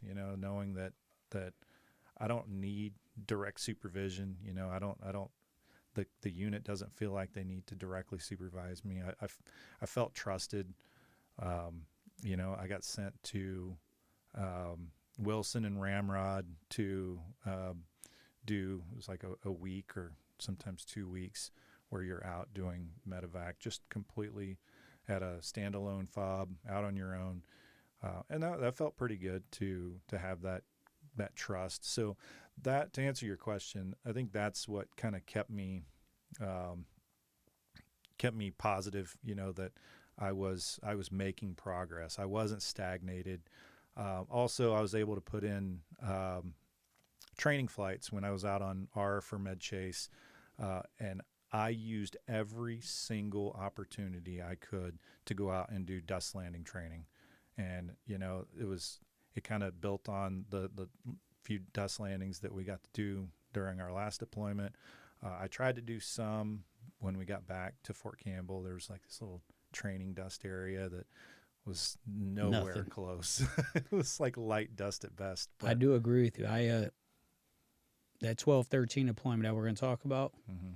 I tried to do as many dust landing, and I was trying to find that thick stuff, that moon powder, man. Yep. Whatever it got dark in the daytime type stuff. That's the stuff I looked for every time I went out flying, just to get good at it, because I tell people when it gets dark, it's not too late to start figuring things out, but you got to know your response. What was your biggest difference? So you've been to RC East Bagram, you come down to Kandahar. How did you feel? What do you think was the biggest differences geographically from two things? How did you feel when you got to Kandahar? Well, Kandahar was a lot hotter and way drier. There's a lot of desert down there. It's closer to Iraq than in terms of how it makeup of it and everything. It's a lot of desert, some mountains, but not a lot. It's mostly. There's some smaller hills, I guess you could say, and huge desert. So the dust storms were a real thing. They come blowing through. I had my very first, and to this day only, experience with complete and total spatial disorientation, flying out over the Red Desert, going from Kandahar down to Ramrod. And it was at night. I was chalk 2 because I was following the medevac, and it was pitch black. There's no moon, some stars, but that's about it. And then it's just no cultural lighting at all. And I was flying. I was on the controls. The guy next to me is like I think he was a W1, and pretty new still, but progressed. He's a full, like, regular line pilot, but and I'm flying along. Of course, we've got all IR lights on and everything, so they're pretty dim. And you've flown behind an aircraft with IR lighting when it's real dark, and all you see is kind of just like a formation of lights, and you can't really make out anything. You can't make out the silhouette of the aircraft or anything like that. It's just pitch black. And I allowed myself to get a little too far back from the aircraft. And I mean a little too far as in like maybe 10 discs instead of 5, and I totally lost sense of which lights were what. And so I look over and I see some campfires out in the desert, and I mistake them for stars, and they looked exactly under MVGs like the stars looked, and my whole brain started to tumble, and I'm like, you have the controls. I had to pass the controls over, to this brand new guy, because I was overwhelmed. It was completely overwhelming. I saw the stars, or I saw the fire, and I kind of mixed those up with stars. And when I looked back, I saw the formation of lights in front of me, which was just, the IR lights from Chalk 1 moved. It shifted. And I didn't know if he'd pitched up. I didn't know if he'd banked. I had no idea what it was, because I was too far back. And when that happened, I instinctively kind of pulled back, and that's when everything started to tumble. And I was like, you have the controls. And he's like, okay, I have the controls. What's going on? Like, I am so spatially disoriented right now. I have no idea. How long did it take for you to come to it was a bit. collect yourself? I was like, dude, I said, just close the gap on him on Chalk 1. Obviously don't get too close, but close the gap to where we can at least make out like what is what. And he did a great job, saved my ass. And, it shows that doesn't matter how much experience you have, you're subject to your senses can play tricks on you. Oh, yeah. Even the most junior guys can step in and save the day in situations like that. I definitely was in no position to continue to fly. Yeah. How was the kinetic activity and the things you're experiencing compared to the 2008 deployment? Were you getting more engagements, those high-risk calls? Yeah, so I was doing mostly medevac, med chase. So obviously I was going into hotter areas, following the medevac in there. And I was on the aerial reaction force, the ARF. So whenever things would come down, we would get stood up to go do that. And in the case of a fallen angel, I got stood up to do that, and I eventually got stood back down. But the med chase really kind of puts you in positions where you're landing in places that aren't necessarily meant to be landed in. This in some cases, there's minefields out there that are unmarked and undocumented, and that was always a worry of mine, going in and landing somewhere. And, the bad guys are pretty clever in setting up ambushes too. So you got to be cognizant of all that stuff. Yeah. That's not anything I had to worry about in 2008, because it was all hard stand to hard stand. Yeah. So except for a couple. What was your most memorable moment of 2010 deployment? It would probably be when a certain somebody lost their weapon out of the aircraft as I was chasing them, and we were made to go back and look for it. And it was a medevac mission. We had gone to pick up somebody, who was a lower category, and they went on the medevac aircraft, and on our way back, we got a call from the TOC saying that there was a category alpha medevac, which is the highest priority, life, limb, or eyesight. And so we deviated and went over to pick that person up, who was at a FOB that was in a hotter area. And we landed in there. The decision was made to move the lower category patient over to my aircraft and have the higher priority patient go on to the medevac aircraft, so that they could start receiving the aid that they needed. And while they got loaded up pretty quick, so he said, "Hey, I'm just going to go ahead and start heading back, and you catch up." And I said, "Okay." We got loaded up, and as I took off, he called me and said, "Hey, something fell out of my aircraft." And I said, "Well, what?" And he said, "A weapon."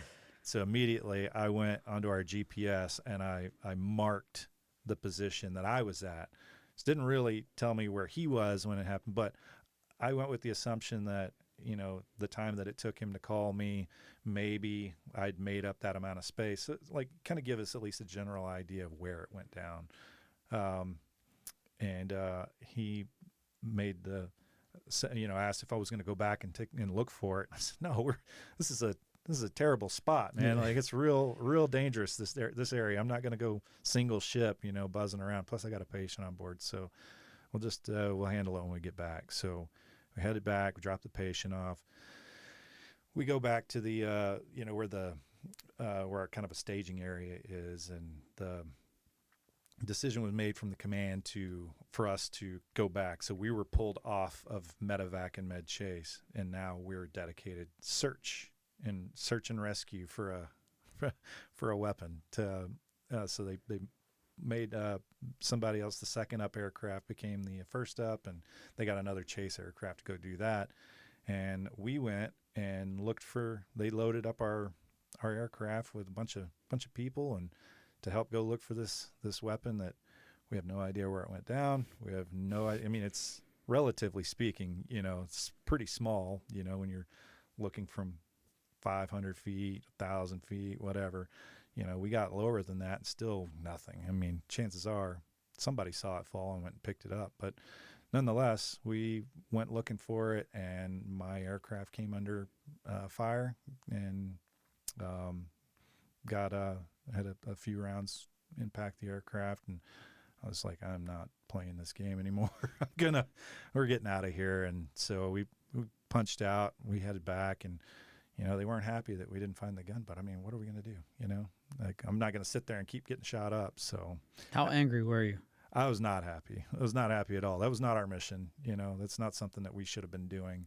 I mean, yes, it's a sensitive item, but I mean, what are the odds? What are the chances that we actually would find it? And even if we did, what are we going to do with it? I think it's going to be like, it fell from 1,000 feet down onto hard ground. Like, the thing's not going to be serviceable anymore. So let's chalk it up as a loss. I'm just trying to rationalize, how do we put how many people we had on the aircraft? Oh, probably about six or so. Well, probably about 10, because it was 2 pilots, 2 crew chiefs, plus probably about 4 or 5 people in the back strapped in looking. So yeah, probably close to 10 people per aircraft. I've never been a leader at that level. I will say that. Okay. So maybe I'm speaking outside of my realm of speaking, but just from a common sense standpoint, right? I don't understand how I put 10 lives in a Black Hawk in risk over a sensitive weapon that fell out of 1,000 feet. It's probably not going to work. I understand, that that weapon can inflict harm and hurt other people, but at what cost, right? It's not like they don't have weapons of their own. Correct. And on top, and I say this just because of just the contradictory of the whole thing, right? We got to mitigate risk. Mm-hmm. But I'm going to take 10 people, put them in a Black Hawk. And a Black Hawk, you're not moving silently, okay? No. When you show up, everybody's paying attention. Yeah. And then I'm going to have you just fly over a certain area in probably one of the low worst, and slow, and in probably one of the worst spots in Afghanistan. So yeah, that sounds like a fabulous idea, man. Yeah, I definitely was not involved in that decision making, but I did my part. I tried, and I got what I kind of feared would happen is what happened, and luckily it didn't end up being worse than it was. So, what was your biggest takeaway from that deployment? I think that at that deployment is where I started to realize that, because remember I said that our 08 deployment, I kind of thought it was a joke, honestly. So I think the 2010 deployment is where I really started to realize that it was no joke. This was life or death.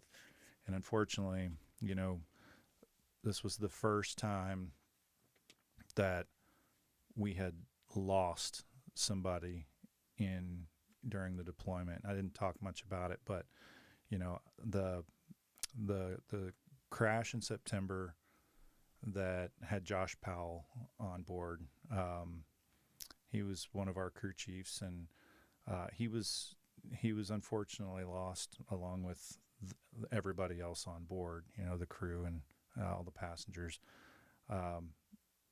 And you know, through the Iraq deployment, which I wasn't part of, but from that one and our '08 deployment, we hadn't lost anybody, you know, and wasn't even close, really. I mean, we had a couple of, I guess, close calls, you know, people not doing something the right way or whatever that could have gone bad, but really there was no close calls. We didn't have any accidents or anything, and that was the moment, I think, where I really realized that, like, I kind of realized my own mortality, the mortality of my brothers and sisters around me. I guess up until that point, I kind of just had this idea that, you know, it's combat, but, like, I mean, stuff like that doesn't happen to me, you know, it doesn't happen around me. And to see it happen and to be on duty. I mean, I was on ARF the night that it happened, and I got a call, and I got called into the TOC because we were potentially going to go out and assist with recovery operations. And so I'm listening to the SATCOM radio communications as they're going on in real time. And I remember distinctly them asking on the radio, and it was Jake Baird was the person that was on the radio on the other end, and he's a very distinctive voice, so you know, he's easy to pick out. And I remember the TOC asking him, "What is the status of Ozzy 6?" And that was the then Major Baldwin, who was later promoted to Lieutenant Colonel, but Major Baldwin was the commander of Det 101, and they asked, "What is the status? What is his status?" Because at the time they weren't sure, you know, which aircraft he had gone on, and he said, "Stand by," and they said again, you know, this is the battalion commander was asking for them to ask again, and so they asked again, and he said, Ozzy 6 is on board the Fallen Angel. And I was like, oh man, that's just like words that you're not gonna ever unhear, you know. And hearing you know, Jake was a real kind of a character, you know. He cut up a lot. He liked to make jokes, and hearing the seriousness and the despair in his voice as he said that was something that will always stand with me. And I was ready to go. You know, my crew was we were all there. It was early morning hours. We were ready to go, but they ended up standing us down. I would have gone in a heartbeat, but I mean, in hindsight, I'm not totally upset that I didn't go, because you know, it's not necessarily something I would want to see either. You know, I did end up going a couple days later to take the accident investigation team out to the site, and that was somber enough as it was. So, Did they tell you why they didn't want you guys to do it? No, they just said stand down. I think, you know, at the time they had ground QRF forces moving in to secure the site. They obviously had some Apaches that were overhead, kind of providing overhead cover for the site as well, because obviously, you know, a helicopter crash makes a lot of noise out in the middle of nowhere, and it's going to draw a lot of attention from bad guys. So, you know, I can only imagine that it was because they wanted the ground QRF to secure the site, and didn't want to put more aircraft at risk. So It's understandable. When you get back from that deployment, how are you feeling from a mental health standpoint? Feeling good or? Yeah, I mean, I think I've got a fairly strong constitution. My obviously, it was really sad. And everybody in the unit was pretty sad, pretty broken up about it. Um, and it's just one of those things that like um, I don't know, I kind of made it as part of my story, but it wasn't about me, the it was, I don't know, man. It's No, I get it. I don't know what I'm even trying to say, but everybody was upset. Josh was a great guy. Everybody loved him. Everybody loved his demeanor, his attitude. He was very, you know, he was very professional, and he was on a trajectory of greatness in his career that was ended way too early and way too short. And we were all devastated about it. And obviously, we were just hopeful that nothing like that ever happens to us again. The Warlords are a very, very tight knit family, Yeah. very, very tight group, and it was. That 2008, we talked about it today while we were hanging out. That due to our command climate, that 2008 group, we're so tight. I mean, I'm surprised we haven't even had a reunion yet. But man, those guys, we were very, very tight, and it's just because when you go through adversity together, because we're all dealing with the same thing. When you go through adversity together, it just brings people together. Mm-hmm. And 2008 really brought us all together. And it's crazy that that's probably the only unit that I established these relationships with. I got a lot of close friends from Medevac as well, Mm-hmm. the same unit that we were together in 12 and 13. But Warlords by a long shot, man. I remember a lot of those guys, but we all had a common constraint. I'm not going to say an enemy, I but will. we all had a common constraint, and that brought us together like more and more. So you guys get back from 2000, the 2010-11 deployment. When did they send you to IP school? Yeah, so I got sent back like a month early from that deployment. Our battalion SP at the time, he pulled me in and was like, "Hey, look, what you're going to need to track when we get back, and I'm going to put in a recommendation for you to go to the IP course." And at the time, Gary, our safety officer, was planning on leaving when we got back, and so he had already talked to me about taking over for him as the safety officer in Alpha Company. And I was like, yeah, heck yeah, I'd love to stay in Alpha Company and carry on. Like safety officer is a great position. It'll kind of afford me a lot of opportunities. Again, I'm always thinking about what's next, what's beyond life in the military. A lot of good safety officer positions out there. So I was like, yeah, definitely. The battalion standardization pilot pulled me over and was like, hey, I think you'd be a great IP, and I'm going to put a recommendation in for you to go to the IP course. And I said, well, I've already talked to Gary. I think, kind of leaning towards going to the safety course. And he's like, listen, like nothing against safety officers, but can you see yourself sitting at a desk doing a bunch of paperwork day in and day out?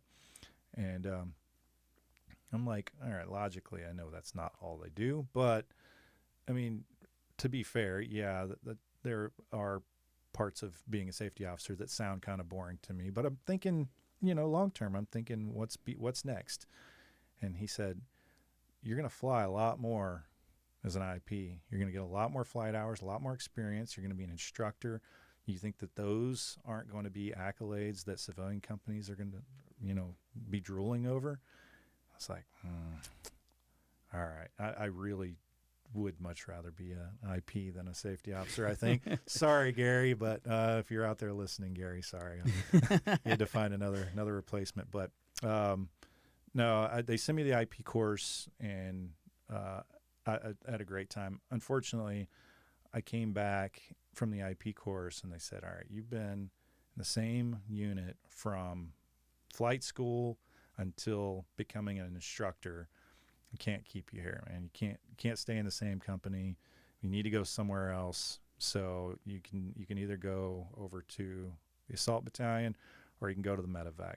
Well, the most rewarding flying that I had done up to this point was all of my time in Med Chase. So I was like, man, I would love to go to the medevac. And then on top of that, our old SP from the Warlords, the Wizard, Rick Knowlton, had moved over to be the SP for the medevac.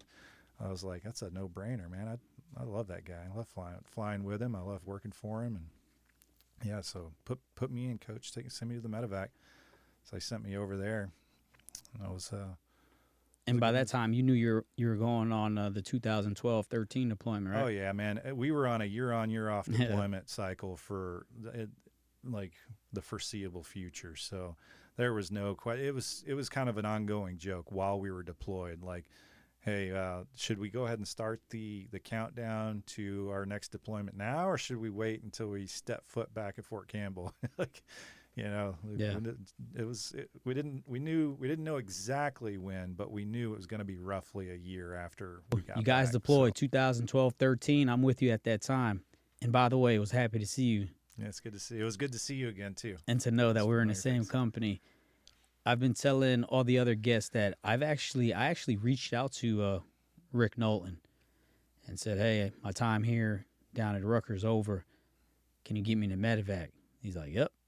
So I asked to go to the medevac. I didn't want to go back to Alpha Company because I knew it wasn't going to be the same because everybody left. Yeah. So I wanted to go do something that I just wanted to challenge myself a little more. And I knew going to the medevac would have done that for me. So yeah. So we leave 2012, 2013. How was that deployment compared to 2010, 2008?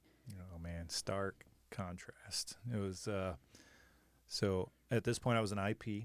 I was assigned to a first platoon, which, when we went back to RC East, and they split our entire company up to cover a huge portion of RC East for the medevac coverage. And my platoon was responsible for Shank, Ghazni, and Warrior, which at the time was one of the hottest areas in RC East, with a lot of indirect fire, a lot of point of injury medevacs. And so another platoon, your platoon, went to Jalalabad, and then we had one platoon that stayed at Bagram to help kind of cover all of the patient transfers and get all the flight time. So it's kind of an inside joke, as you know, but we did a lot of flying and logged a little bit of time. We were doing a lot of very high quality time, but not a lot of quantity of time. Every time we launched, we were going out and we were landing in some of the hottest LZs with firefights and challenging terrain, and then we'd pick up our patient, hurry up and get out of there because we're being shot at, and come back, drop our patient off at the FST, go get gas, go shut back down, and log a 0.6. So whereas the guys in Bagram were doing a lot of coming down, picking up the patient we just dropped off, bringing them all the way back to Bagram.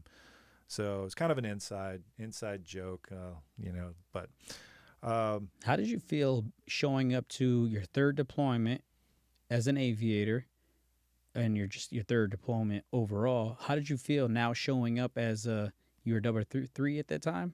I pinned 3 during that deployment. So you're still an IP, senior warrant, senior W-2, a lot of experience, more than probably a lot of the aviators in that company. How did you feel going to your third deployment? Ultimately, this is your last one, right?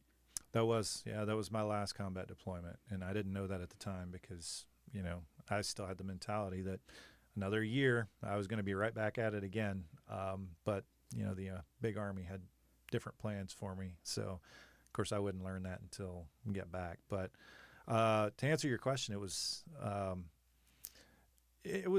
kind of it was a lot of weight to bear, knowing that I was now the experience that all the experience that the guys were doing in 2008, the things that I later learned were hell for them. That's me now. I'm the guy with a lot of experience. I'm the guy that the junior guys are looking to. I'm the IP, so I'm teaching these things. I'm teaching dust landing techniques. I'm teaching pentacle landings. I'm teaching all these different techniques on how to get in and get out with minimizing your risk. And again, it's kind of goes back to flight school, imposter syndrome. Like I don't feel like I should be as knowledgeable as I am, but I am. Here I am, answering questions and teaching techniques and trying to do the best I can to keep guys safe. So Yeah. So you get there, you're already familiar with RCEs because of the 2008 deployment. mm-hmm. And when we were there in '08, that area wasn't that bad to my Mm-hmm. recollection. It was Sharana. Sharana was a hot spot. Korengal, J-Bad, that whole area over there. So pretty much the eastern side of the country was pretty, along that border was pretty bad. So how did you feel going down to Shank and finding out that it was probably one of the worst places to be for 2012 and 13? So we were myself, the platoon leader, and platoon sergeant had kind of sat in on a kind of a video call with some of the leadership from the guys that were at Shank that we replaced, the 82nd guys, and they had told us that this place is no joke. Show up here ready to fight. You're we're getting IDF daily. We're getting multiple POIs every single day, and the IDF is deadly accurate. And part of you wants to think like, are they just being dramatic? It's can't be that bad. I mean, I've done 2 deployments before. They said Bagram was bad, wasn't bad. They said Kandahar was bad. We heard the IDF alarm a couple times in Kandahar, saw one explosion, really wasn't that bad. So I'm like, yeah, it's probably not that bad. We arrived in Bagram, and once again, we're approached by some guys that were in Bagram but had just come from Shank, and they said the same thing. Don't rest on your laurels. Don't keep two headphones in. Keep one headphone out at all times. Know where the closest bunkers are. Things like that. Still, I'm like, I mean, I'm starting to kind of believe it, but it's like maybe they're just being dramatic. And so we show up. We fly in the middle of the night on a C-130 from Bagram to Shank. We land. It's pitch black. No idea where we're at. Some people meet us with some flashlights and kind of guide us to these like little transient tents. And we're dead ass tired, so we go and we just kind of get in the tent and kind of get situated and go to sleep and wake up the next morning like, oh, this doesn't look anything like I thought it looked because it's middle of the night. So I'm talking to the IP that I'm going to be replacing, and kind of talking about techniques and all this stuff, and we're hearing it over and over again. Hey, if you hear that IDF alarm, dive to the ground. And I mean, at this point I believe it, but I'm like, there's a small part of me that thinks they're just messing with us. Like they just want to see us Superman dive to the ground. Until it was like, I think it was later that afternoon. I think we're we're sitting out, and everybody's sitting. We had a little deck, and everybody's sitting there smoking cigarettes, cigars, whatever. And the alarm goes off, and these guys, the deck that we're on was probably, I don't know, 3 feet, 2 or 3 feet off the ground, and below that was just this river rocks, and that alarm goes off, and they all dive, Superman dive down into these river rocks. Couldn't have felt good. And I'm sitting there and I see it, and I'm like, oh God, I guess I should probably jump down there too.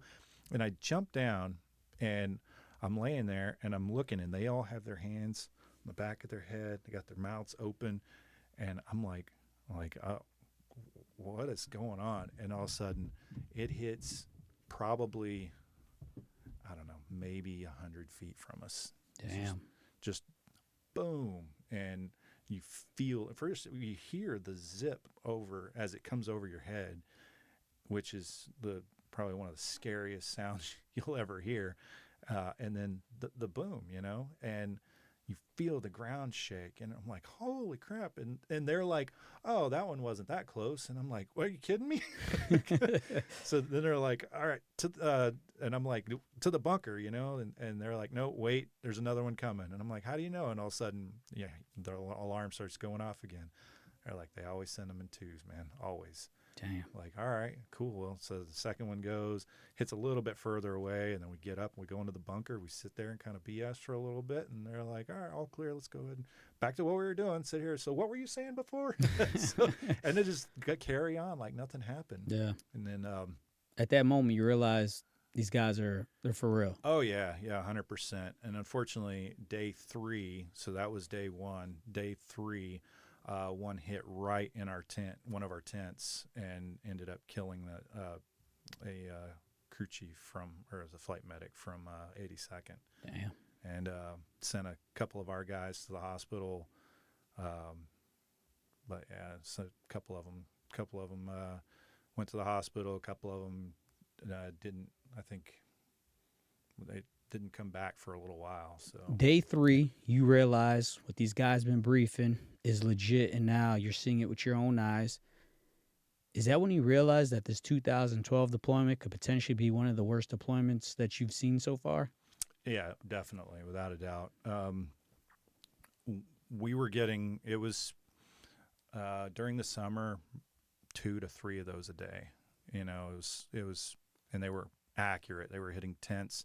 They were hitting the chow hall. They were hitting our aircraft to a point where the decision was made at a higher level that we needed to do something as a task force to prevent damage to our aircraft, or else the entire task force was going to be pulled from that place. And so the knee-jerk reaction was to throw up 12-foot concrete HESCO or 12-foot concrete T-walls on 3 sides of every aircraft. So the only way to park was to pull in and back out of each of these little stalls, little 12-foot T-walls, which, I mean, you know how rotor wash works. So you pick up to a hover inside of a box. Oh, man, it was rough. Brutal. Yeah.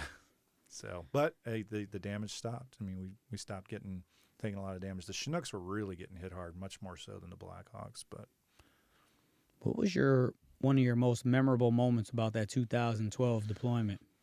Well, definitely the one landing right inside of one of our tents, and killing wasn't a guy from my unit, but it was still one of our guys, and sending a couple other guys to the hospital. That was pretty memorable. But outside of that, it was I was doing a lot of dust landing training every chance I got with some of our other guys, and I was out with one of our lieutenants doing some dust landing training. And later that day, we had gotten a call to go do a medevac, a Cat Alpha medevac. It was in the middle of the night. Luckily, the moon was up, so we had some illumination. But it was to a place called Con Hill, which is right in the middle of the green zone just west of Fob Shank. So right where a lot of the mortar fire and everything comes from, there's this little hill, and there's an OP right on top of it that they had kind of put up some HESCO walls around it. And so I got called into the talk, and they're like, we got a Cat Alpha. We need you to come into the talk. And I was like, a Cat Alpha? Why are you calling me into the talk? So I go in there, and they said, here's the deal. This is a Cat Alpha, but this is a place that no one's ever landed at before. It's a little OP that's set up. They haven't had the time to do they called it rhino snot, like the stuff to keep the dust down. They haven't had a chance to put any of that down, so the dust is going to be pretty heavy. It's a really confined LZ. So just kind of wanted to give me some satellite imagery and everything, the best, all the information that they had. And I said, okay, well, Johnny Cuteman was my trail, and I was with our section leader, one of our lieutenants. And we take, kind of brief them up, and we go in there, and we were briefed that the long axis of the LZ was east-west, and the satellite imagery looked like it was east-west. And when I called to touch base with the ground forces there, they had said that the long axis is east-west. And I said, okay. Now, bear in mind, they told us that this is an ankle injury. I'm like, how's this a Cat Alpha? It's an ankle injury. I later learned that the dude had completely severed his Achilles tendon. And so, yeah, I come in, and I kind of shoot like a slow, almost like a recon approach over the top, landing kind of towards the west, but just really to kind of get an eye on what the what it looked like down there. And I learned that the long axis was not east-west; it was north-south. So I circled out, and we were kicking up dust at 75 feet. And damn. I'm like, oh, this is gonna be brutal. There are antennas everywhere. There's like MRAP vehicles like right alongside the HESCO walls, but like right next to where we're landing. I'm like, oh man, this is sketchy. And we kind of let the dust settle a little bit. I came in and I shot the approach, and we kind of briefed it. Of course, the lieutenant, he froze up. He didn't. It was no fault of his, but he did. He didn't call out any of the call outs that we needed or anything, and I completely lost sight of the ground at about 50 feet, and it was just down and forward, down and forward, down and forward. Hope. And it worked out. We touched down, and we just barely cleared a little wadi that was on the approach end, and just barely cleared that. We had about 5 feet to spare on both sides of the rotor disc, and I mean it was tight, man. It was real tight. And I'll never forget when we touched down, and I lowered the collective, and I just let out a deep sigh, because I was sucking every bit of that seat cushion up into my ass. And I let out a deep sigh, and this lieutenant, he looks over at me, he goes, dude, that was awesome. I was like, I'm glad you thought so. I was waiting for your call outs that never came. That definitely stood out to me. And to this day, I'm still in touch with him. And to this day, if I mention Con Hill to him, he knows exactly what it is. And Cuteman does too, because he thought we'd crashed, because he saw us clear that HESCO and just brown, dust. And he's like, we're not even down yet. And he's like, you guys down? You good? You down? Like, as soon as he touched down, I was like, down and safe. And he's like, oh my God, you guys are killing me. Holy shit, man. That's crazy, man. What was your biggest takeaway from that deployment?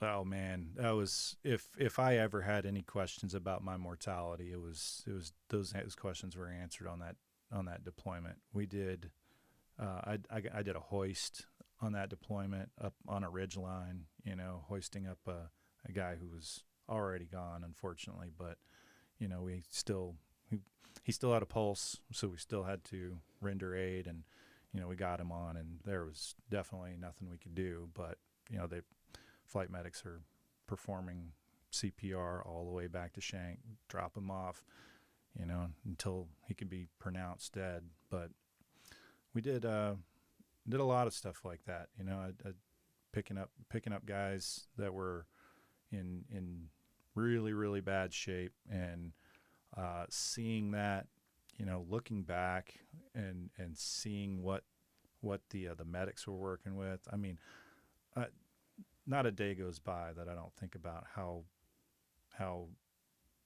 strong the flight medics have to be to, mentally and emotionally to deal with these situations. I mean, it's the most rewarding thing that you can do, but it's probably some of the most haunting, work that you can do too. And I mean, just from looking back and seeing the things I've seen, I don't have even the slightest clue as to how a lot of these flight medics can internalize that and emotionally separate all of those feelings so that they can do the job that they're there to do. It's a very tough job, man. Crew chiefs too, man. Oh yeah, they're right there with them. Yeah, them too. They're rendering aid, and we had a reporter with us the whole deployment. So, badass dude. I love that guy. We didn't trust him at first. I'll just throw the first name out there, Dave. But hopefully he sees this. But yeah, we didn't trust him at first, man, because I mean, he's a reporter, and they told us, he's going to be tagging along with us for the deployment, and of course, all of us were like, great, watch everything we do, and this guy's going to like turn everything that we're doing into some way that he can, sell a video off and edit it in some way, and he earned our trust real quick, and he was on almost every single mission with us, and dude, there were times where that guy would throw his camera down and help the medics with whatever it is that they need help with, holding up an IV bag, holding pressure on a wound, moving things out of the way. And I mean, he's self-funded himself being there, to get all this footage, to get, tell our story, and to put all that aside and just throw his camera off to the side and risk missing out on some good footage to help save somebody's life. Dude, I will forever love that guy. He's amazing. But during that deployment, when did you realize, one, that these medics and crew chiefs are absolute heroes, and two, how did you feel being a part of that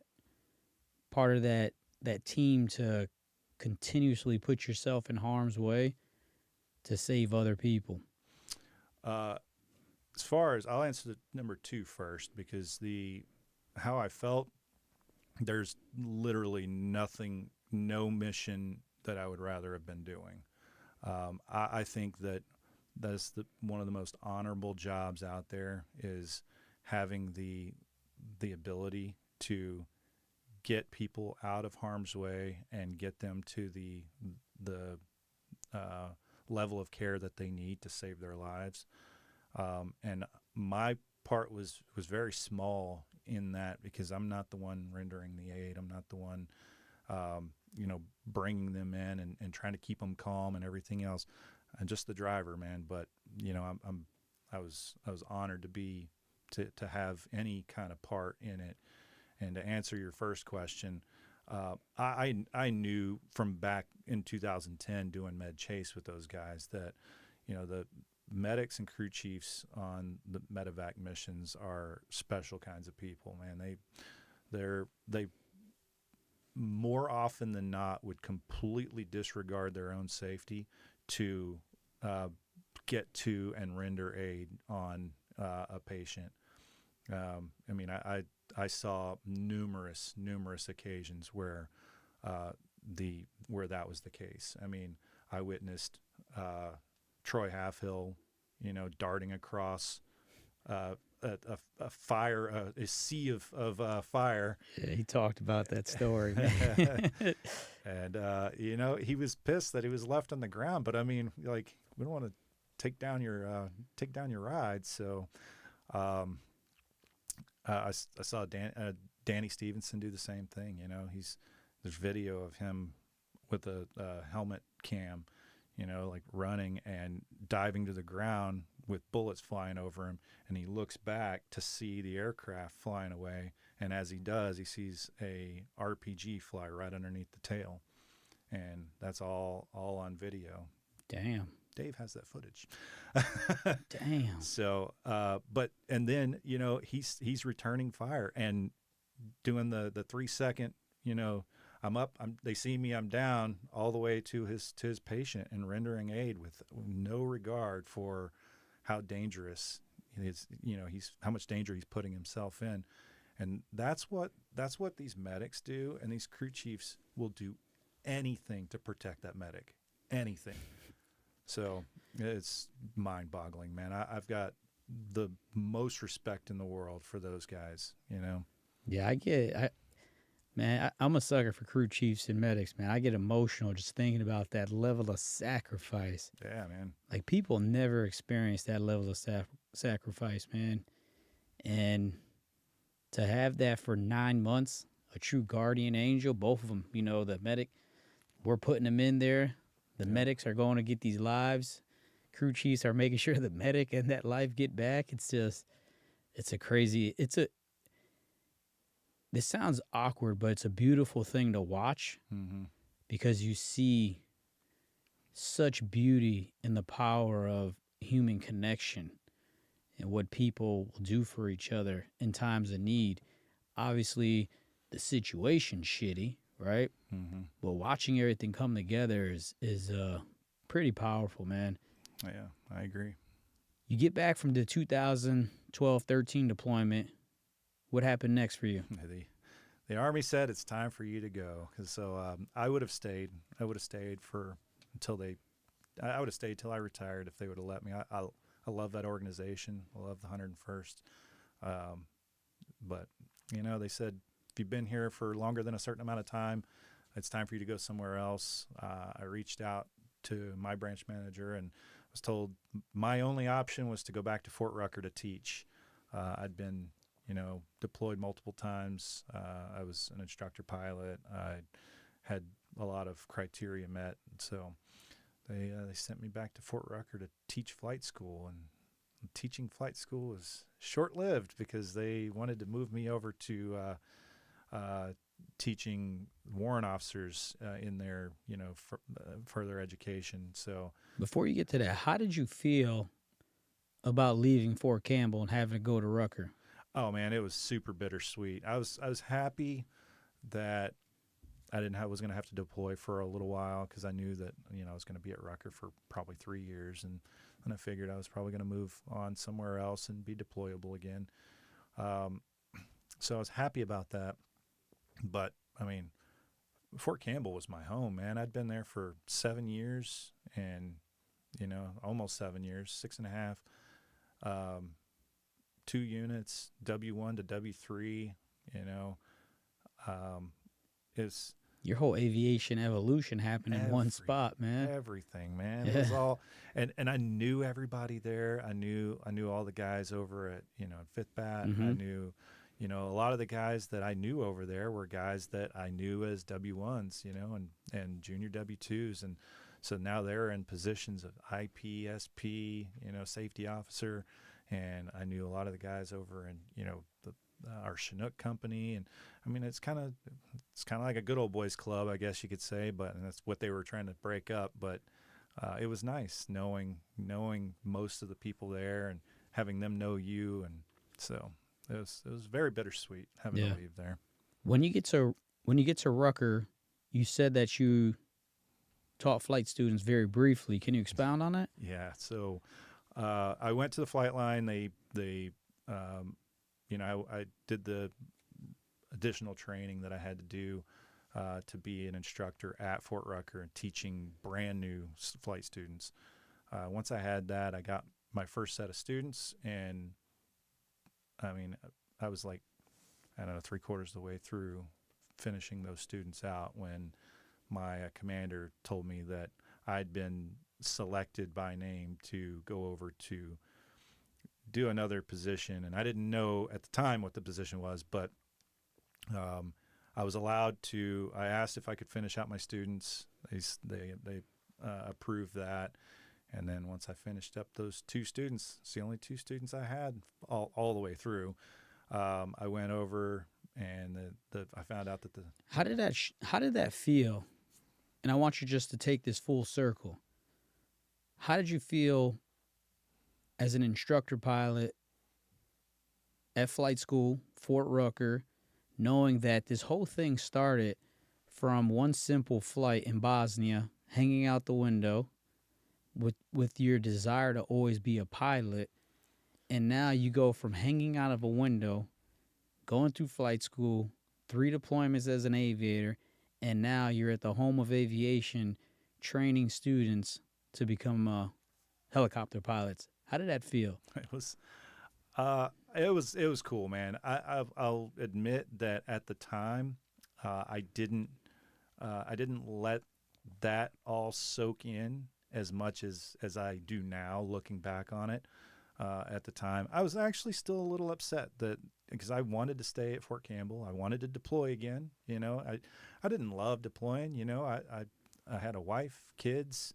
I didn't want to be away from them, but I also didn't want to be away from my brothers and sisters in arms in the in the 101st, and I'd really kind of grown an attachment to them. The camaraderie was really, really good, really strong, and I felt like kind of broke up the band a little bit. So I was a little upset, but I'm rolling with the punches. I'll do my time here at Fort Rucker, teach some students, impart some knowledge on them, and then get back into the fight. Yeah. And so where did they send you when they came and picked you by name?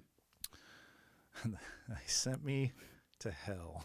It was a Bravo Company, 1st of the 145th Aviation Regiment, which is where when you finish Warrant Officer Candidate School, your very first assignment is to Bravo Company, 1st of the 145th. And when you went through flight school and when I went through flight school, all the cadre there at Bravo Company were all people that were either medically unfit to fly or pending some sort of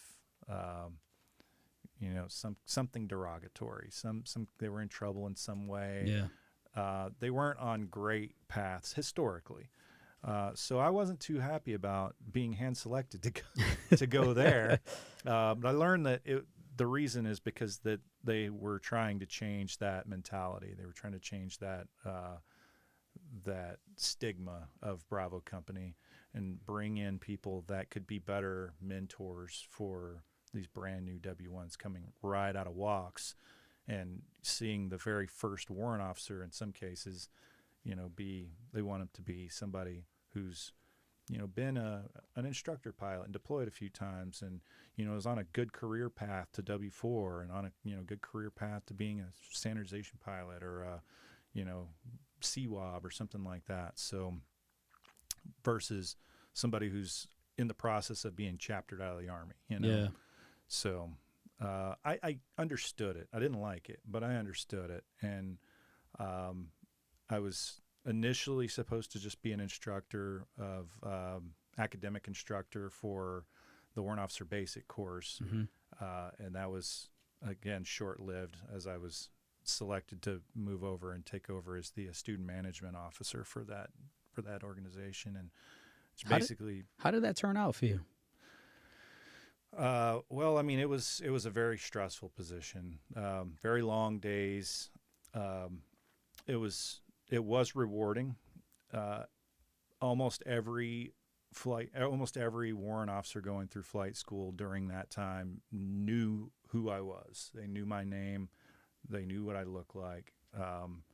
And I tried to do my best to make that a positive experience. I was always busy. Always. I would start at 5:30 in the morning with PT, getting everybody, wrangled up, going and doing PT with them, go home, shower, come right back and start my day probably around 8:30, and not get home till 6, 7 o'clock at night. A lot of times with a very brief lunch in there, and I was always busy. Like there was always stuff going on, and I always had a mountain of work on my desk. But I always took the time to have one-on-one conversations with guys when they would come in and talk. And I found that to be pretty important, because that's definitely not something that we had going through flight school. And I think that was a positive experience for a lot of guys. I've ran into a few guys since then that are either, still in the military or now out of the military and doing other things. And a lot of them seem to have pretty fond memories of me. At least that's what they tell me. I don't. Yeah. They could be lying, but That's when same thing when students will walk up to me and say, "I know you from somewhere." Like, you don't know me from anywhere. back away. Is it safe to say that with you going to Rucker, did you get any, with you being as busy as you were, did you happen to get any good family time in, or were you just work, and I wish I could say I did. I mean, you should have just stayed deployed then, huh? yeah, for the most part. I mean, my kids were in sports and soccer. So sometimes I would leave work, go to like their soccer practice or game, and then go back to work to finish out. And I was getting called on the weekends a lot, because I was like one of the first names on the call roster for almost every flight school student. And How many flight students did you have at one time? It was usually around 700 or so. 700. Yeah. You had to manage 700 warrant officers. Yeah, when they were actively in training, I temporarily passed them off, but they still, if they needed to come out of training, they had to come to me. If they needed to, go on emergency leave, they came through me. So that's like that saying.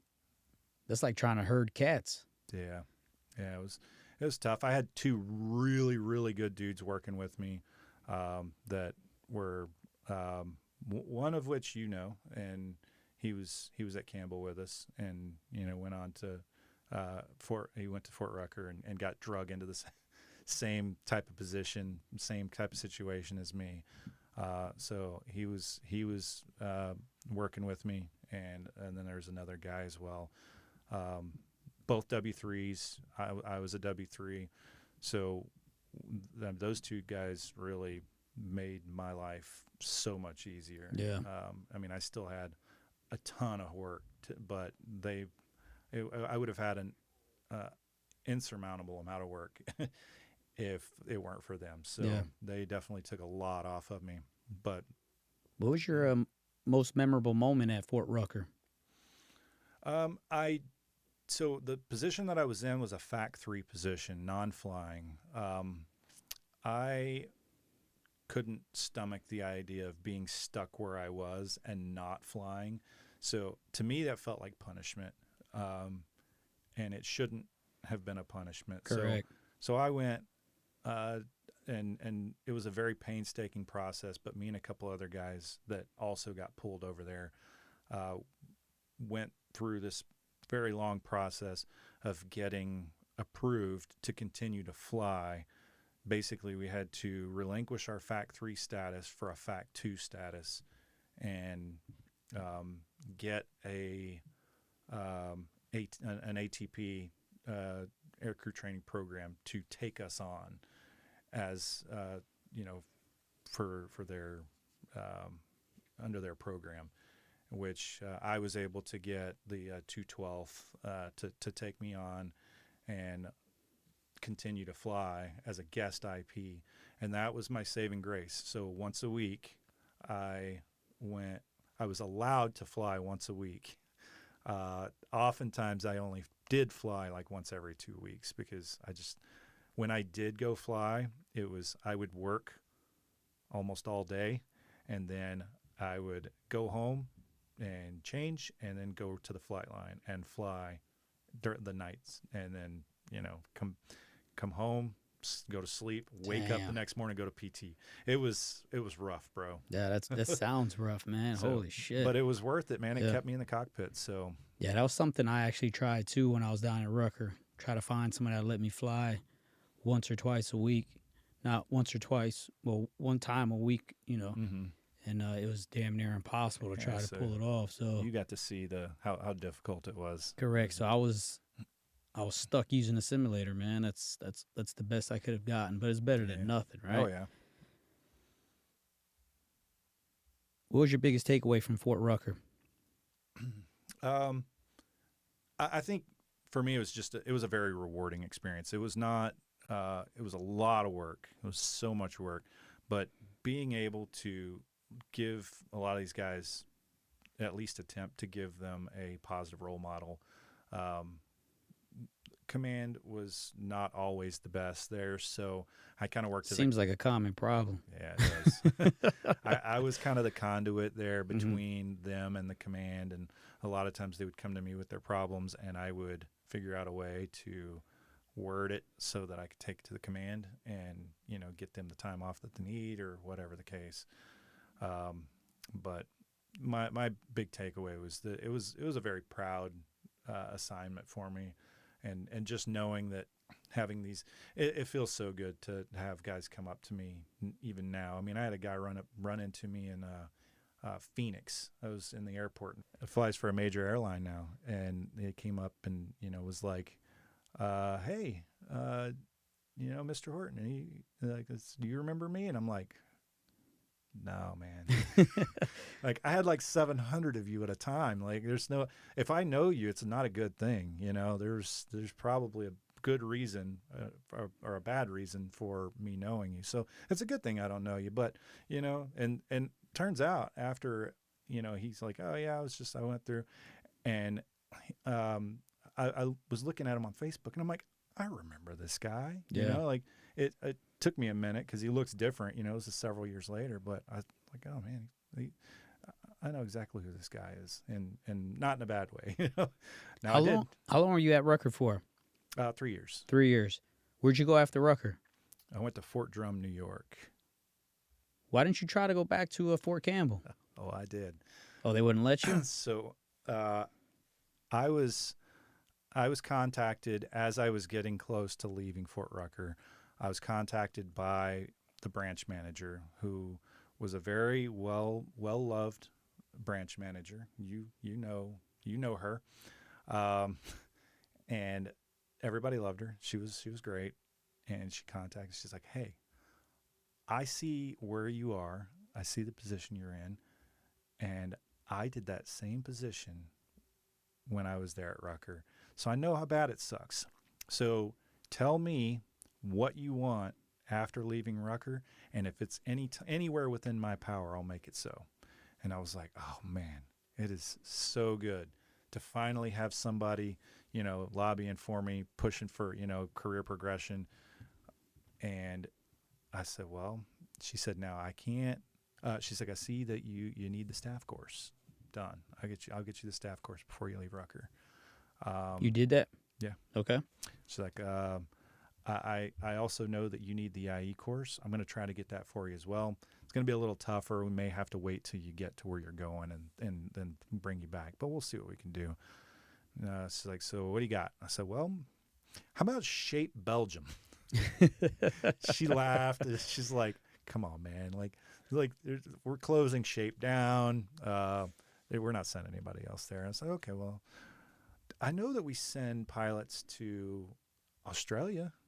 She goes, "We send a pilot to Australia, one a year, and it's a maintenance test pilot, but you're not.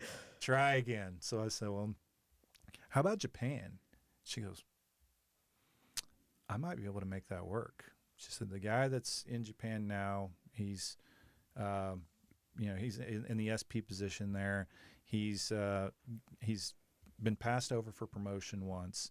If he gets passed over a second time, then he's gonna be retiring, and that SP position will be open. So, unfortunately, I'd have to extend you a little bit to wait for that, to wait for the board results. But in the meantime, if I can't get you that, what are you looking at for a backup? I said, how about Hawaii?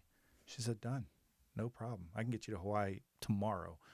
I was like, sweet. She goes, okay, cool. So I'll put you on for Japan as a primary, Hawaii as a backup. What I need you to do is send me a preference statement with like legitimate, things that you could normally expect to get. So this doesn't look like an under the table deal, and I'll kind of put that off to the side and I'll be working this. So I gave her Campbell, Bragg, Hunter, and Hawaii.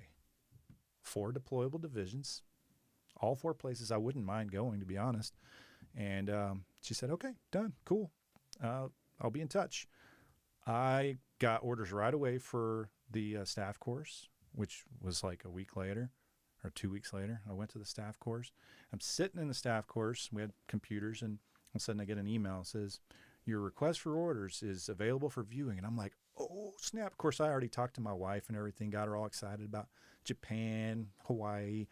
And I'm like, all right. I open up, and I'm scrolling down. I said, you've been assigned to 10th Mountain Division, Fort Drum, New York. And I was like, what the fuck? Like, that is the opposite of what I definitely no want. damn island. What the? So I try calling and nobody answers, and I email the branch manager email, and the branch manager had changed out during this time. And he's like, yeah, we handle everything through preference statement. Any under the table deals that my predecessor had worked out, I've thrown out, and I'm working off a preference statement. If you didn't want, if all you wanted was Japan and Hawaii, then you're going to get what you get. I said, well, my preference statement was Campbell, Bragg, Hunter, and Hawaii, which are all deployable divisions. And he writes back, Fort Drum's not that bad. Enjoy. That's it. So that was the very first straw that broke the camel's back that got me thinking, maybe I don't want to be in the Army anymore. Maybe I'm ready to move on. So off to Fort Drum I went. How long were you at Fort Drum for? 2 years. 2 years. When I left Fort Rucker in 2016, I was sitting at 18 years in the Army. And so I got to Fort Drum, had 2 years till retirement. When you got there, did you know immediately that retirement was really in your cards? No, not immediately. Again, the straw had started to break the camel's back, but it hadn't been broken yet. I was also being looked at for W-4 right at my 20-year mark. So at that time, I was seriously considering, just sticking around, seeing if I get picked up, which I was pretty sure I was going to. I had really good OERs and everything, but I just kind of wanted to kind of play it out. Well, we had this. I was assigned to be the SP there in a assault company in Fort Drum, and I didn't have a whole lot of experience with assault. I'd done a little bit here and there, but it was kind of a learning curve for me, stepping into the role of standardization pilot for a company that has a mission set that I know probably the least amount about out of all of the mission sets that the Black Hawk does. So I just stayed humble, tried to learn as much as I could while, fulfilling my role as well. And we got put on orders to go to do Operation Atlantic Resolve, which is a Europe rotation for 9 months. And so we started training up for that. It was going to be in Germany. And it was not as great of a deal as it sounds on the surface. What did you guys do there? So we were there. The Army, in its infinite wisdom, had pulled all of the aviation assets out of Germany with the expectation that I guess they were going to downsize a lot of the forces in Germany. But all of the ground forces in Germany still needed aviation assets for training purposes. So that was our job, was to go there and backfill them for any training exercises they had, which unfortunately involved us being in the field sleeping in tents and, in the those long mod buildings that had tons of bunk beds in them for many of the months. We were there for 9 months, and I would say well over half of that was spent in the field. So you're in Fort Drum for 2 years, 9 months of it you're gone. Correct. And it was the summer that I was gone. So I was at Fort Drum for the 2 winters, which lucky me. So if anybody has that luck, you do. Hey man, I'm a fortunate person. Yeah. I may not have the best luck sometimes, but I'm very fortunate. I'm very blessed. So you get done with that. That's not a deployment, is it? It's not a deployment. They treated it like it was one, but it wasn't. It ain't the same, man. No. I'm hearing these guys now. I got to go on a deployment. Where are you going? Kuwait. Poland. I'm like, Oh, yeah. what, bro? Yeah. We are not the same. Not the same.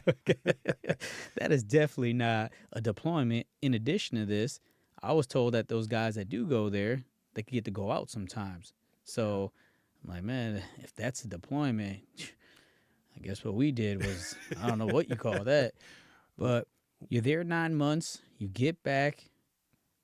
At what point did you realize, all right, it's time for me to go? It's time for me to retire. I had enough. So the fact that, I don't know, there was a lot of stupidity going on during that deployment, that rotation. We were treating it, we being the command was treating it like it was like we were deployed to Vietnam.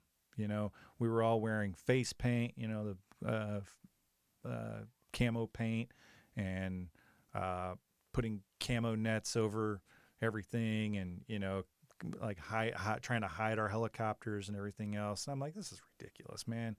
And I get it. They were trying to play the game, but at some point you have to be like, okay, we're not an infantry unit. We're an aviation unit.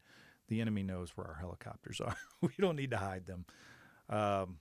So that was part of it. And then I just had a pretty negative experience with the members of the command that wanted to, I don't know, in some way assert their dominance. And it got me thinking, I've been in the Army at that point for 19 years.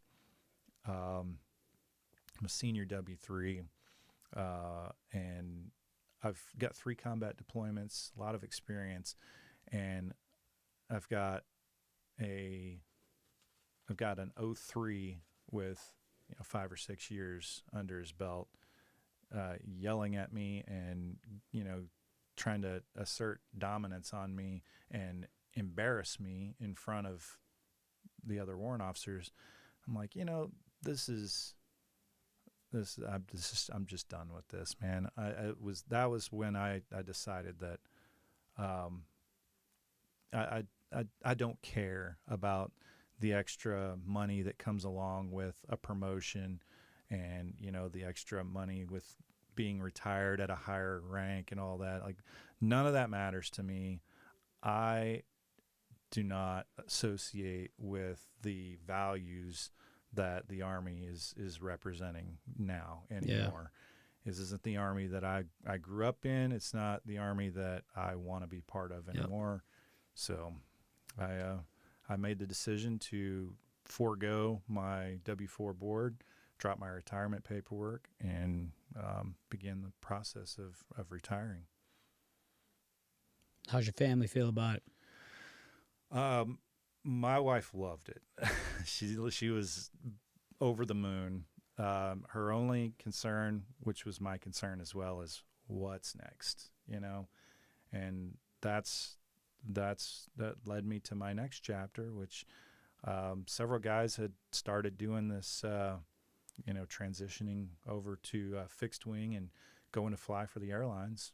And there were some flyers going around about it. I'd seen and heard some stuff previously, and I started looking into it more. And I'm like, this might be something I could do. And so they had this rotor transition program going on at the time, but everybody that I'd known that had gone through it said, don't show up needing any ratings. Just show up with needing a little bit of time, and you'll be in and out of there in no time. So I used that last year. Luckily, we had done change of command. I had a commander that was super supportive of my what I was trying to do. He afforded me whatever time off I needed to, support myself and my endeavors to go outside of the military, and go beyond. And so I started going to a flight school, and during my time off, he gave me a good amount of time off to go start working on my lessons. I knocked out all my fixed wing ratings and got everything that I needed to do to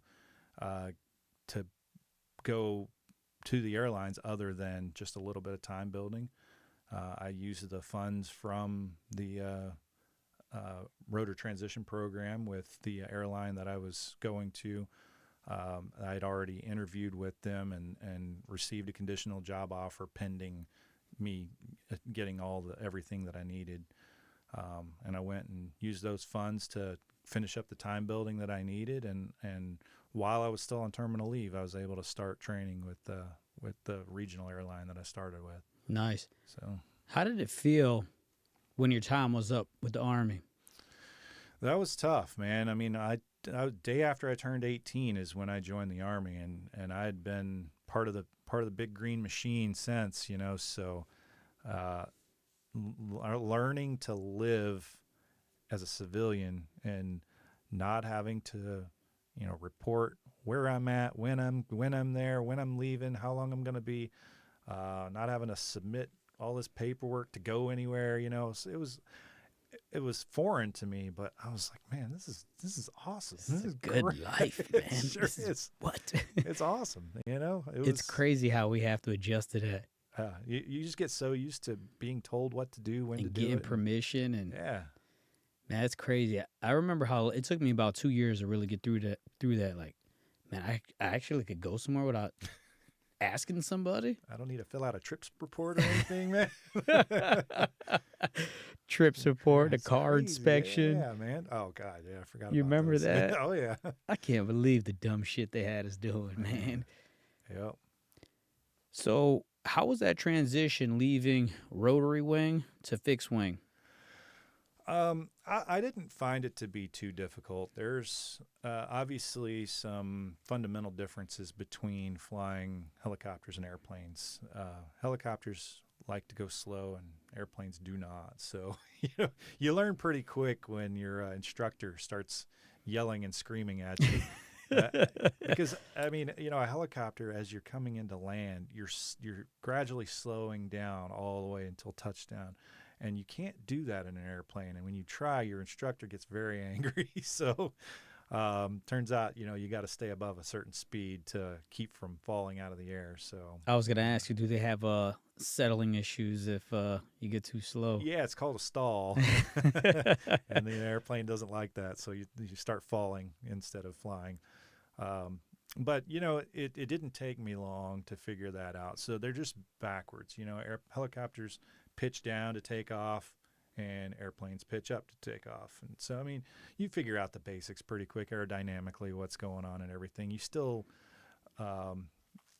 the same fundamentals as far as airmanship remain the same. Mm-hmm. I mean, everything is there. I mean, even aerodynamically, a lot of the aerodynamics are similar. So it's just power management, learning what to do when, and learning how to slow yourself down with flaps and gear and all that stuff. You never really had that issue in a Black Hawk. Mm-hmm. You want to slow down, you just pull back and slow down. So you ever miss flying the Black Hawk? all the time, man, all the time. I wouldn't go back to it because, I mean, looking back now, man, I mean, it was such a dangerous job doing that, and part of the fun was the dangers. Just like people like to drive really ridiculously fast cars because of how dangerous they are, and so there is that aspect. But man, every time I see a Black Hawk or even a helicopter, any helicopter in general flying by, I'm like, kind of miss it, you know? Me too, man. I'm that little kid I just bet, staring man. like, oh man, those Yeah. were the good old days. Yeah, helicopters are cool, man. Every time somebody on the ground sees a helicopter flying or hears a helicopter flying by, they stop what they're doing and they watch. Hmm. People don't do that for airplanes, Nah. unless they're airplane nerds like me. What key lessons or takeaway do you hope your listeners will gain from your story? Um, really, just look. I came from very meager means, you know, lower middle class, like you said. Um, I didn't have, I certainly didn't have anything handed to me, and I wasn't going anywhere unless I put in the work.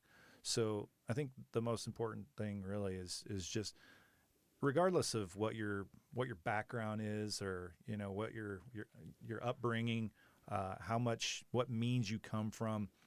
Um, don't let that hold you back. You know, uh, it's within you have it within you to put the work in and accomplish anything that you set your goals on. I mean, um, you've always been a good speaker. You know, I remember all the way back. You know, you've always been really good at speaking, and I think that the fact that you've turned that skill into, uh, you know, this, and you know it's amazing. And I think that, you know, that says nothing but great things about your hard work and dedication, and Appreciate you, man. how much work you're putting in. I know it's a grind, man. Oh, So you saw the grind today. I did. Yeah, just so everyone knows, I picked Justin up from the airport at like 8 in the morning. I was like, hey, brother, just hang on for the ride, all right? You're going to see the craziness of my day, because on Fridays, you know, I release the episodes and I got to get videos uploaded and all these crazy stuff. But you've been a good assistant today. Hey, man, I can call out times like with the Justin was best like, of. Jay, what can I do for you? I was like, hey, brother, every 30 minutes, I need a time update. And this man was on it, just like a great, Time on target, brother. there you go, Time on baby. target. TOT. So yeah, I mean, just stick with it, man. If you feel like things are kind of the world is against you, just stick with it. Bear down, and understand that nothing good comes without some, you know, blood, sweat, and tears to go along with it. So, you know, grind it out, and good things will come to you. Nice. A man of your stature and all the accomplishments that you have achieved in life, because, like you said, you came from low income family to where you're at now, where you're comfortable, you're doing a job you love, you're married to the woman you love, wonderful kids. Like, your life is great right now. With all those accomplishments and everything you've achieved in life, do you have any regrets, civilian or military? I I really don't, to be honest. I feel like everything that I've done, everything that I've done in my professional career and in my personal career, or in my personal life, have led me to where I am now. And I think if I could go back and change even just one thing, I would be too afraid that it would lead me to a place that is not here. You know, and I'm so grateful to be where I am. I'm married to the absolute best woman in the world. She's my best friend. I'm grateful every day that I had the opportunity to meet her and fool her into falling in love with me. And, you know, we have great kids together. All our kids are fantastic. They're all doing great things. And professionally, man, my job is great. You know, it's a really good paying job that is really not that difficult, and you know has a lot of upward mobility. So I mean, it's a dream come true. What legacy do you want to leave behind for your friends and your family? I guess really the biggest thing is I just want want my family to be proud of who I am and what I've become. I know when I speak about my family, there are people in my family that I won't talk much about to people because I'm not very proud of the path that they chose. But there are people in my family that I'm very proud of, and I think that my what I want most is for my kids to be proud to talk about me. I don't want to say brag, but like I want for them to be proud to talk about me. I want them to be proud of who I am and what I've done, and I would love to get to a point where I don't know if when I'm long gone, for my grandkids to still know who I am and look back the way that I do about my great grandpa. Like just like, man, that guy was badass. This is why we're doing this today. It's a great opportunity. This ain't for you. This is for your grandchildren, your great grandchildren. I want to leave your legacy and imprint on the world, because your kids, your legacy is gonna come looking for you one day, just like you're looking for yours, right? And the same with mine. I just started recently going back to Puerto Rico, looking for my dad's family and figuring out where I came from. Just imagine if I had a video of them on YouTube just to watch, to give me some beginning, right? Yeah. So I tell everybody there's a method to my madness, because I want the world to know the amazing friends that I have. Like, I don't want to keep you for myself, right? And the world needs to know you guys and the memories we've had together, and the amount of selfless sacrifice that we made for a country that we love. And it needs to be captured somewhere, right? And this is why I do this for you guys. Yeah, and I really appreciate this opportunity, man. I know you got a lot of friends, so it's an honor to get called to come in here and do this. It really is. Just so you know, you're one of those friends, so you are on my initial list. Just so you know that, right? All right. I appreciate that, man. If you had to describe yourself in 3 words, what would they be? Probably. Let's see. I'm a pretty happy guy. I tend to take a positive outlook on life, and I think that's important. I'd say outgoing for sure. I don't have too many problems making friends, reaching out, being I don't want to say the life of the party. I'm definitely not, but I can make some friends. And happy is very fitting for me. You rarely find me without a smile on my face. I'm just happy to be here, happy to be healthy, happy to have a great life, and empathetic is a big one for me, because I'm pretty deeply empathetic of people, and when I see someone being wronged, or something that I don't feel is right, I feel that deep in my soul. It kind of helps me out in my current job a lot with being able to help customers and be there for them, as if they were my own family, Yeah. when I see them struggling with something or whatever. So yeah, I think probably caring / empathetic would be my third one. Everyone's going to get a kick out of this, all right? Uh-oh. Can you share one fun fact about yourself that most people wouldn't know? So I enjoy singing karaoke. Let's go. You gonna sing with me tonight? We're- A duet? We're in Nashville. This man is going to be singing in a karaoke bar somewhere, and I'm going to get video for it. All right. We're gonna And yes, sing, I will be singing with you. We're gonna sing. What's your favorite song? Islands in the Stream together, and you got Dolly's part. Oh, what was the question? No, what was your favorite song? But you answered it already. Oh, no. I like I like singing all kinds of things, man. I try to I like doing Hotel California. I do a little bit of country, a little bit of rock. I can't quite do R&B, man. I can't do it justice, but I try. There you go. That's all that matters. What's one thing you would tell your younger self if you had to go back? So I, in my younger days, struggled with kind of being taken advantage of sometimes. And so I think that I'd probably tell myself to be a little more assertive, stand up for myself a little bit more, and don't take shit from people just because I don't want to ruffle any feathers. I think being assertive would probably be the best advice I could give myself. Probably keep me out of some situations. Yeah, some of the ones we talked about earlier. Yeah. You should pass that on to your children, man.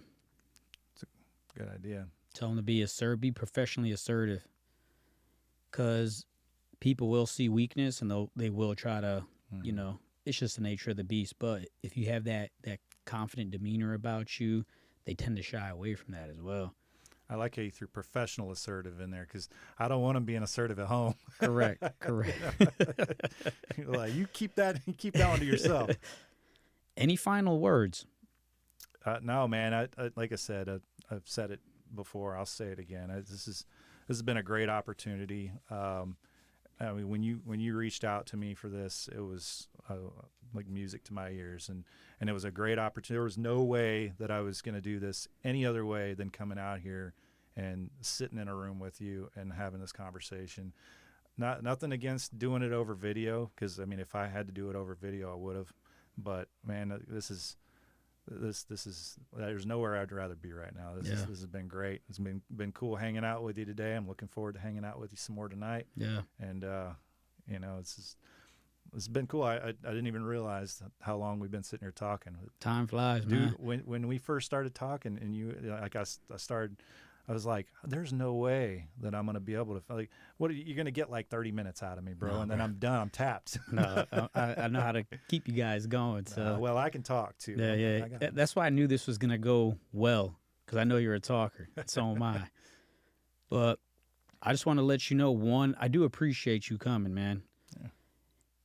When I talked to Justin on the phone, first thing out of his mouth, can I do it in person? I'm like, you want to come here? He's like, hell yeah. And this man working for the airline, he has that resource, right? Come and go as he wants. That's a great blessing to have. And he showed up today, and I appreciate that. And I want you to know that I appreciate your friendship. I remember when we met in 2007 at Alpha Company. We all had the same, like I said earlier, we all had that same common struggle in that company. But some of us, we just grew up together, man, and you're one of them. You're one of the ones I talk to regularly. And I'll never forget when I first reached out to Justin on Messenger to be on the podcast, I saw that he read it but didn't respond. And for some reason, I lost your number. And then I saw you respond to one of the messages that were one of the groups. And I said, hey, text me or call, get a hold of me. And then I got on the phone. I was like, hey, what's going on, bro? Did I piss you off or something? I see you read my message, but you didn't hit me up. He's like, man, I would never do that. We're like brothers from another mother. And I agree with you on that. That's a quote, by the way. I did say that. And I want you to know, man, I truly love you. I appreciate your friendship. All our good memories together in 2008.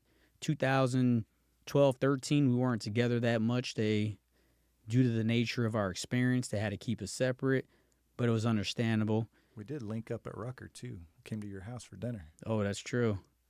Anytime we're around each other, we link up. That's right, man. But that's what friendship is about. And this is what the Army created right here. A friendship that'll last forever.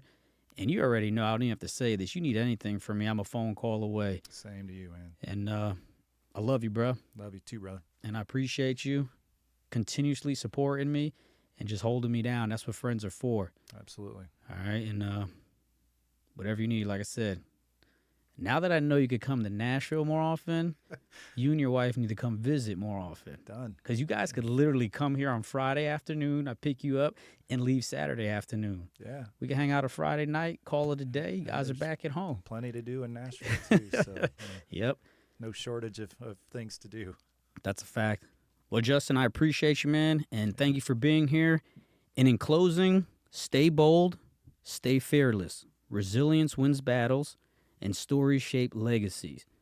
This is why I'm doing Heroes Have Wings. I'm your host, Jason Santiago. This is Hero Has Wings, my fabulous friend and guest, Justin Horton. We will see you guys on the next episode. Continue to tune in, and please help me, guys. Let's get to 500 subscribers, and I'll see you on the next episode.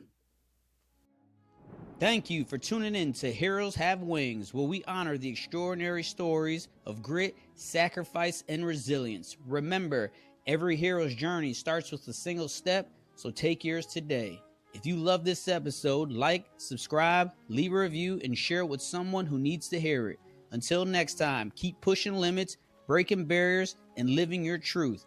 I'm your host, Jason Santiago, and this is Heroes Have Wings, where legends rise.